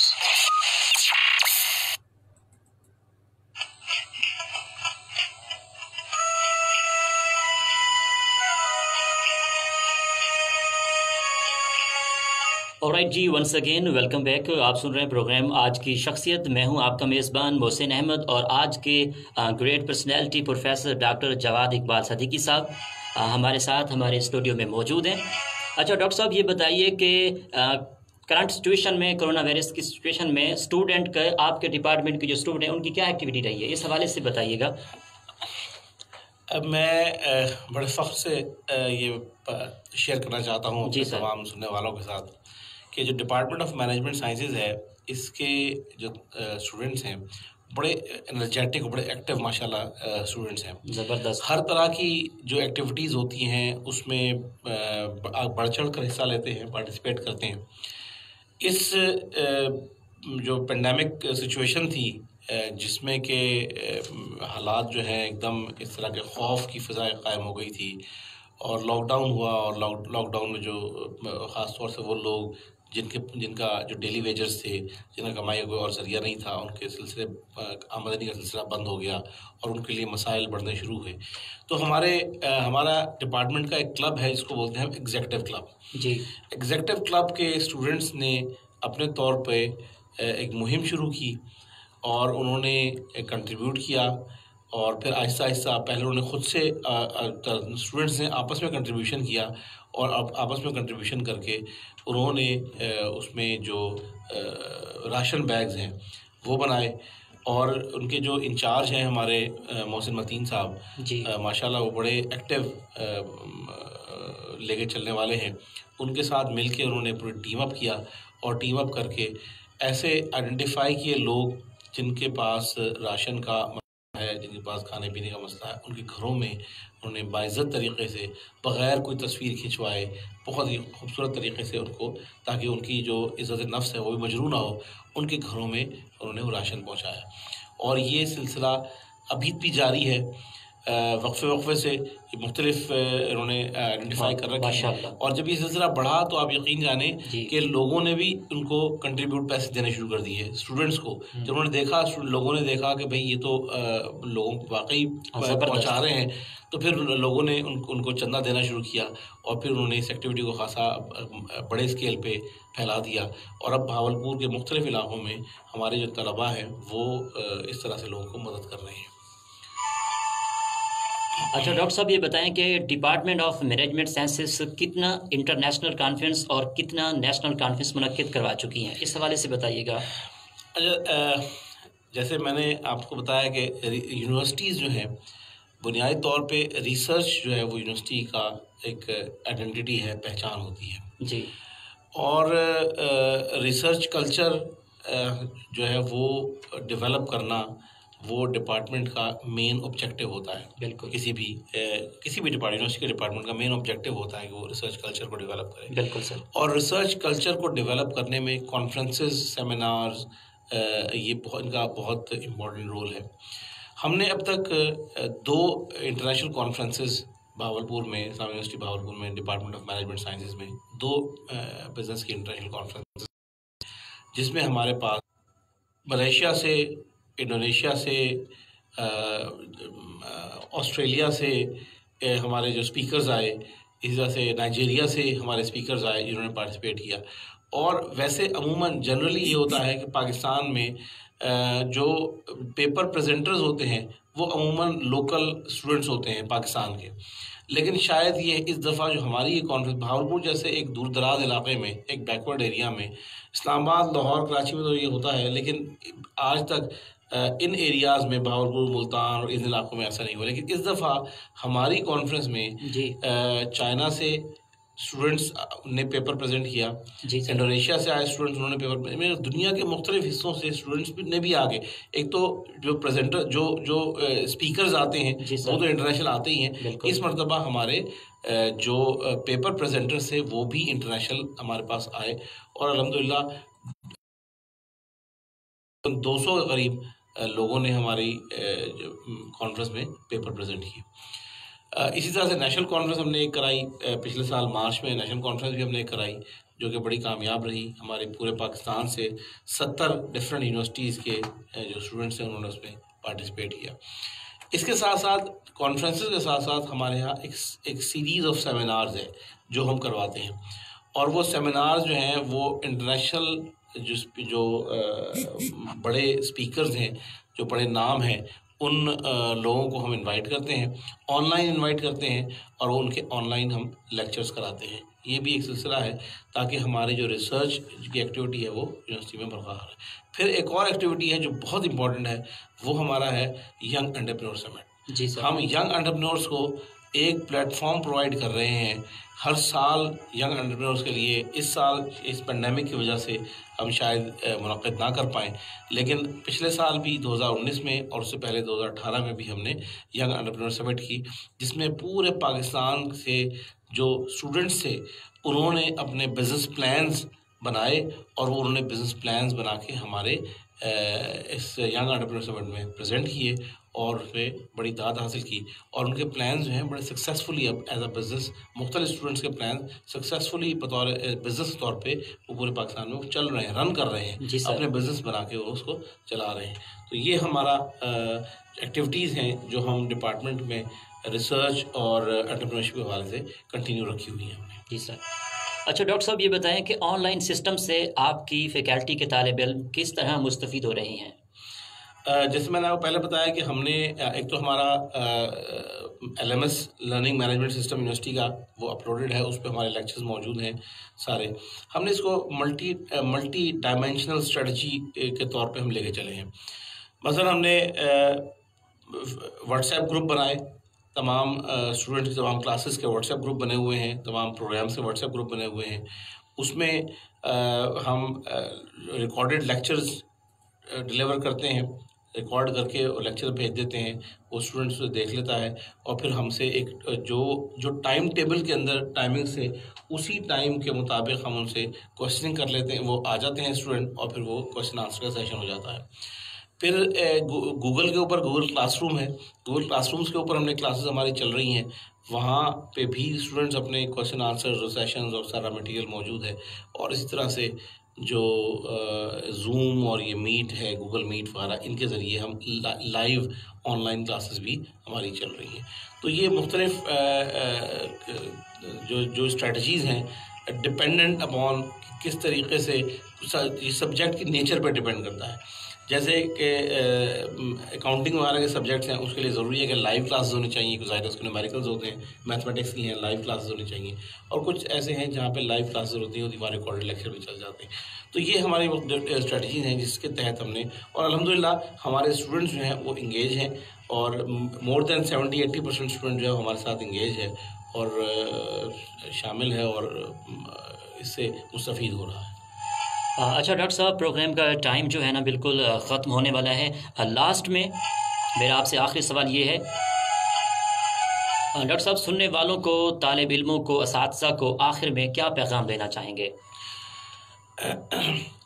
मैं मौजूदा सूरत हाल के हवाले से अपने जो मेरे जो स्टूडेंट्स हैं मैं उनको पैगाम देना चाहूँगा कि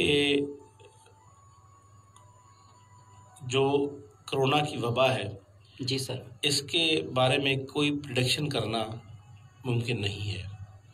कोई पता नहीं ये कितना लंबा चले, हो सकता है कि ये ख़त्म होने पे आए तो शायद 1 महीने 15 दिन में ख़त्म हो जाए, और ना ख़त्म होने पे आए तो शायद ये 2 महीने 3 महीने 4 महीने और चले।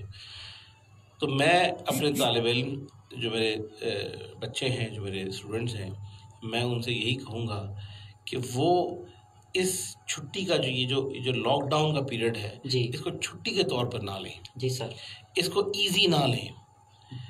मुश्किलें इंसान के ऊपर पड़ती हैं तो मुश्किलों से इंसान को सीखना चाहिए। मुश्किल इंसान को सिखाने का एक ज़रिया है। बिल्कुल। तो मैं अपने तालिब इल्मों से कहूँगा कि वो इस मुश्किल वक्त को लर्निंग अपॉर्चुनिटी समझते हुए इसमें मज़ीद लर्निंग की तरफ जाएं, मज़ीद लर्न करें। कोशिश करें कि जो ऑनलाइन जिस तरीके से हम कोशिश कर रहे हैं उन्हें एक्सेस करने की, देखिए ऑनलाइन हमारे लिए भी उतना ही नया है जितना उन स्टूडेंट्स के लिए नया है, क्योंकि हमारा जो यूनिवर्सिटी का मोड है वो फिज़िकल मोड है, वो ऑनलाइन मोड नहीं है। हम फिज़िकल मोड पे पढ़ाते हैं, ऑनलाइन मोड पे नहीं पढ़ाते। हम भी पहली मर्तबा ऑनलाइन मोड पे आए हैं, जिस तरह स्टूडेंट्स पहली मर्तबा ऑनलाइन मोड में आए हैं। तो मेरी गुजारिश ये है कि इस चाहे थोड़ा सा शायद क्वालिटी उतनी अच्छी ना हो, थोड़ी सी क्वालिटी कम हो, लेकिन इसको थोड़े को ही बहुत गनीमत जाने, थोड़े को ही बहुत ज़्यादा समझें और इसको ग्रैब करने की कोशिश करें, इसे पकड़ने की कोशिश करें, इसको हासिल करने की कोशिश करें, ताकि आपका टाइम ज़ाय ना हो, ताकि आपका जो कीमती वक्त है वो बचे और हम आपको इसी दौरान आपको अगले सेमेस्टर में प्रमोट कर सकें, आपको हम आगे लेके चल सकें। यही मेरा पैगाम है और मैं चाहता हूँ कि मेरे जो तालिब इल्म हैं वो सीरियसनेस का मुजाहरा करें और सीरियस होकर अपनी पढ़ाई की तरफ तवज्जो दें। जी हाँ डियर लिसनर, आप तमाम दोस्तों ने आज का प्रोग्राम सुना, आज की शख्सियत का। हम उम्मीद करते हैं कि आपको आज का प्रोग्राम अच्छा लगा होगा, आप लोगों ने एजुकेट हुए होंगे, मालूमात मिली होगी आपको। दोस्तों जैसा कि डॉक्टर साहब ने कहा है कि ये लॉकडाउन जो है, वैसे basically mind is not a lockdown, reading is not a lockdown. ये चीज़ें आप घर में बैठ के पढ़ सकते हैं, यूनिवर्सिटी में आके आप पढ़ते हैं, घर में भी आप ये सारी चीज़ें कर सकते हैं। तो दोस्तों तो नेक्स्ट सेशन में इंशाल्लाह हम एक और पर्सनैलिटी के साथ आपका तारुफ करवाएंगे। तो दोस्तों इसी के साथ रेडियो आवाज़ के लाइव स्टूडियो से सबसे पहले तो मैं शुक्रगुजार हूँ कि आपने अपना कीमती टाइम निकाला और रेडियो आवाज़ के स्टूडियो में आए। आपका तहे दिल से शुक्रगुजार हूँ और इंशाल्लाह नेक्स्ट भी आपको मदऊ करते रहेंगे। बहुत शुक्रिया आपका। बहुत शुक्रिया, बहुत नवाज़िश आपकी। सो मोअज़्ज़िज़ सामने कराम, इसी के साथ अल्लाह हाफिज़, अल्लाह निगहबान, पाकिस्तान जिंदाबाद।